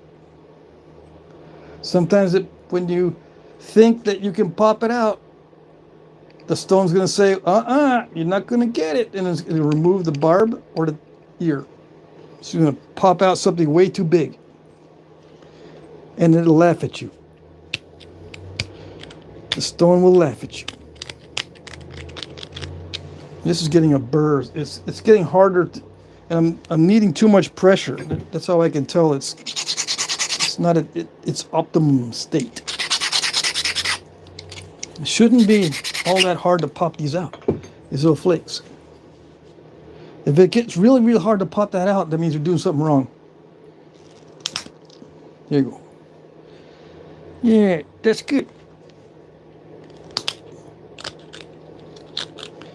I like to leave it nice and sharp down at the bottom of the notch and not all crushed. I can leave it that way, or I can expand it out a little bit.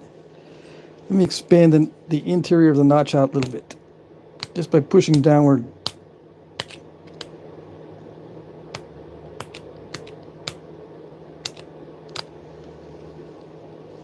This is a delicate operation. But I do like expanding the notch out a little bit. Now, in practical terms, they would expand the notch as they went inward because of the rule. The bottom of the notch should not be more narrow than the thickness that you're trying to notch. So they expanded them as they went in. This gives me some room also to go a little deeper. So I expanded the notch, and it allowed me to go a little deeper without risking breaking the barb or something, because you can also break the barb with the side of the tool. Okay. You can break the ear or the barb with the side of the tool. Now, if I was smart, I did the difficult notch first. I don't know if I paid attention. Part of the conscious effort is to make sure your first notch is through the most difficult part, like the thickest side. You notch the thickest side first, and then you match it with the easier side.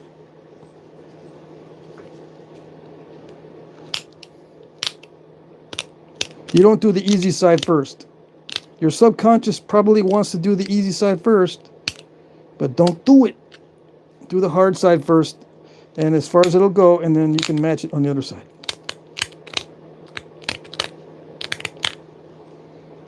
This one seems to be easier, but you never know.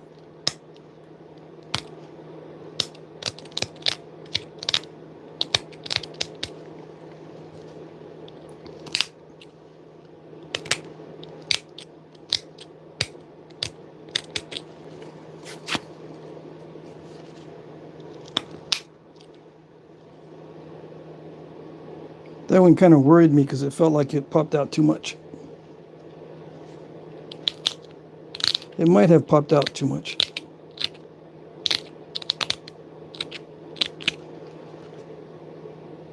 Sometimes it'll curl around and take off some. I think it took off some of the ear on that one. Yeah, that one popped out and took off some of the ear on that one. Oh well.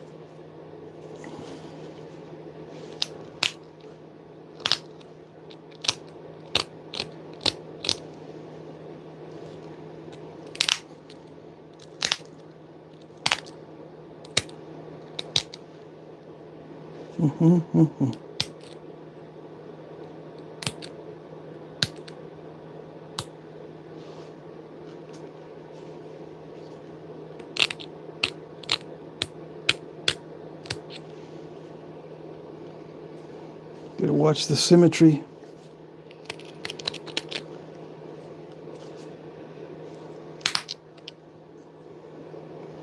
Yeah, nice pop out.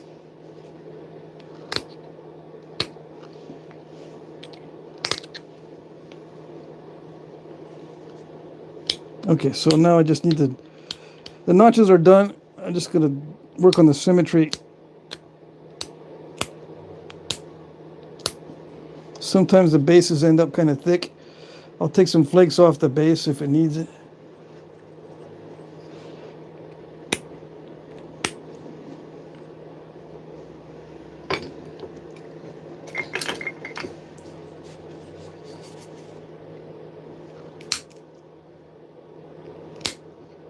This can be risky because if the neck gets too narrow, you can break it off by thinning the base. I just took off 2 thinning flakes. 1, 2. And I think it's done.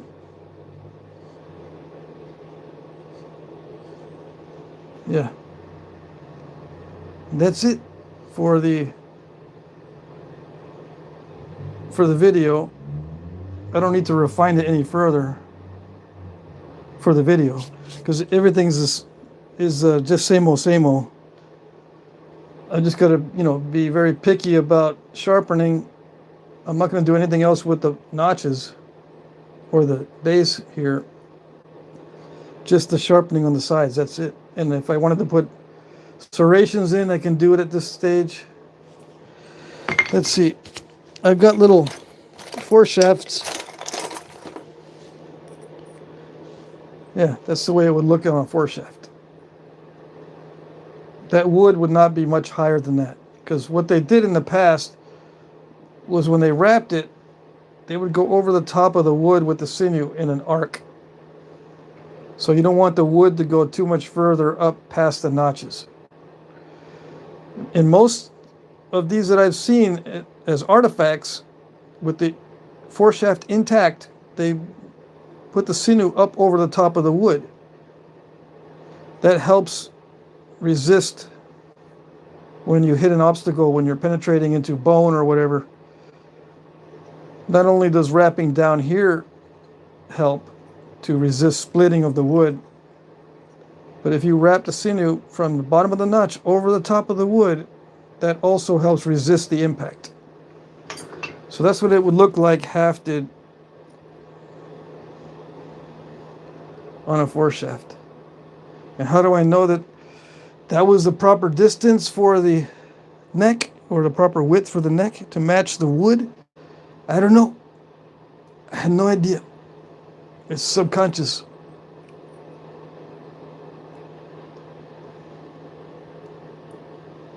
Yeah. All right.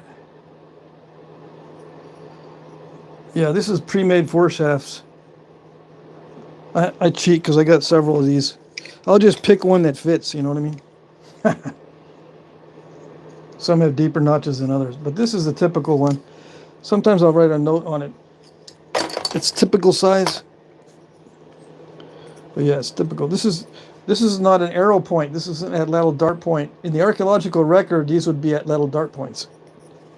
And you can tell by the width of the neck. Some of these are tiny as far as length. The lateral dart points, they look like arrowheads. Just look at the width of the neck. If it's substantial, it's probably an lateral dart point, not an arrow point. This is a large foreshaft. This is for an lateral dart. What's the final dimensions?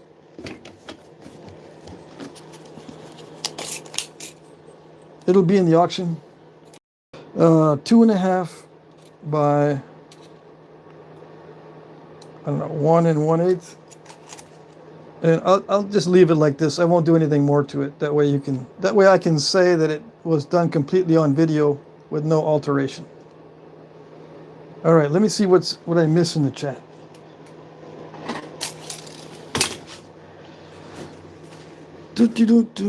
Man, I've been on for 2 hours and 20 minutes. What did I miss? I missed a ton of chat. 255 people. Thank you for showing up. Dang. Ready for the mastodons? Yeah. For those of you who are old timers on the channel, don't answer this, but what's the most common game animal in all time periods in North America? It wasn't mastodon. It was white-tailed deer. So it's all ready for the whitetails. That's what these were mainly used on. In all time periods, these lateral dart points were used on white-tailed deer mainly. Believe it or not. Of course, they hunted elk and all of that stuff. Elk and bears and, you know, wild goats. All kinds of stuff. But the most common, according to the remains at old campsites, it's not bison bone, it's white-tailed deer bone. Although some areas have a lot of bison bones in the remains. And some cultures did exclusively hunt bison.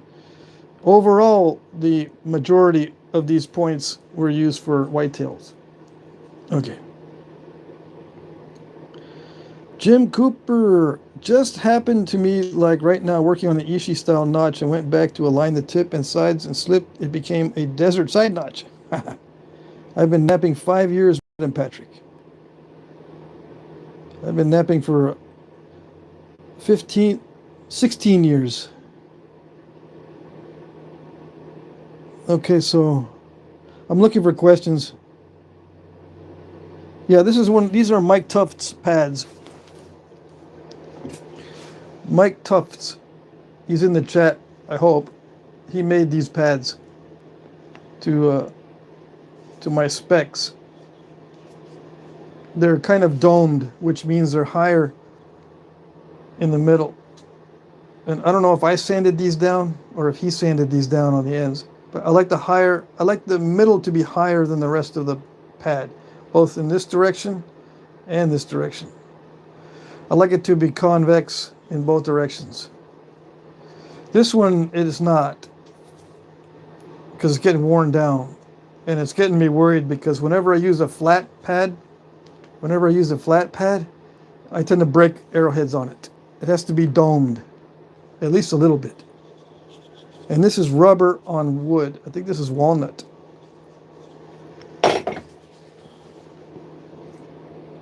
Let's see. Buckskin says he cannot zoom in with this format. Let's see. Oh, you can't. The live stream has ended?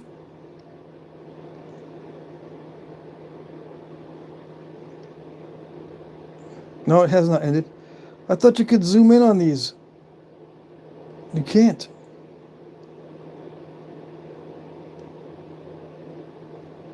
Dang. What was I zooming in before?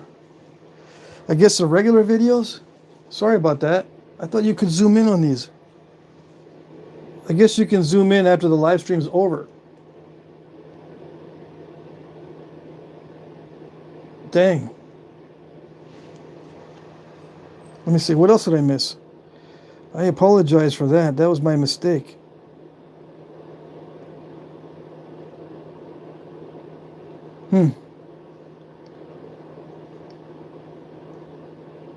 No zoom on front-facing camera. Okay, I got you. Dang.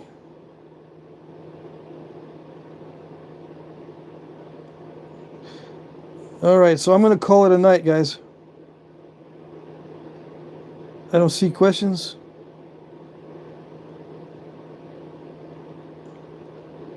See, does someone join us at the very last minute and say, hey, guys, how's it going? I'm ready. Nobody? Nobody came in at the last minute?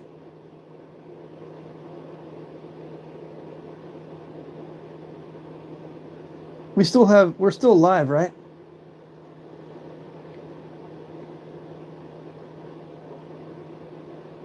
Jeff says good night. Yep, good night, everybody. I'm going to call it a night. I'm going to end the live stream. What's the hammer material? You mean this? This is ultra high molecular weight plastic. UHMW plastic rod. And that's BLK right there, black. UHMW plastic rod, 1 1/4 inch diameter. I had it written down here last night, or last live stream, but now it's all gone. Yeah. It's ultra high molecular weight plastic. You can get it on eBay. Scroll back up. I shared a secret knapping, Patrick. Secret of knapping.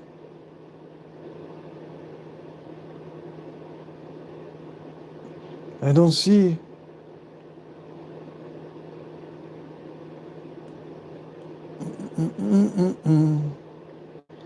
Let's see. I don't see. There's another difference, Patrick. Patrick has a secret alien overshot technology. While I learned the secret, the soft, thin pad from them. Ah, okay. You learned the soft, thin pad technology from the aliens? Man, they're pulling your leg, man. The soft, thin pad doesn't work.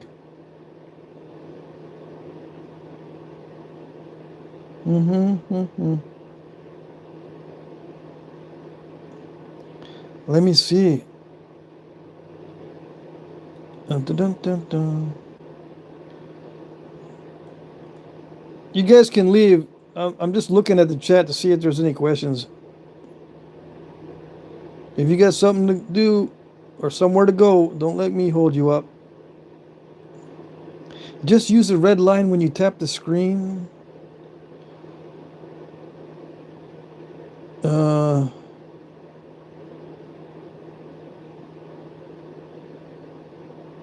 Oh, somebody came in at the last minute. I see. My live streams on Friday are from 8 to 10 p.m. Eastern time. Yeah, new record, 300 some odd people watching. Oops. All right, yeah. Good night, guys. Thank you very much. Good to see everybody. Good to see the new guys. Lots of interest. That's good. Yep, good night, good night. Yeah, this is bloodstone, green bloodstone. You can see the little specks of red in it.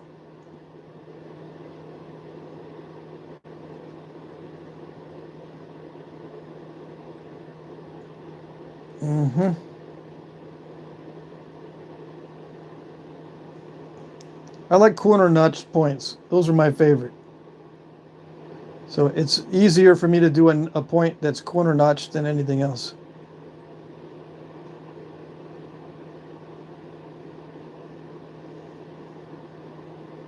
And this size is good too. I like this size. Okay, so that's it. We'll end it there. Good night, guys. We'll see you on the next live stream or the next video. Bye-bye.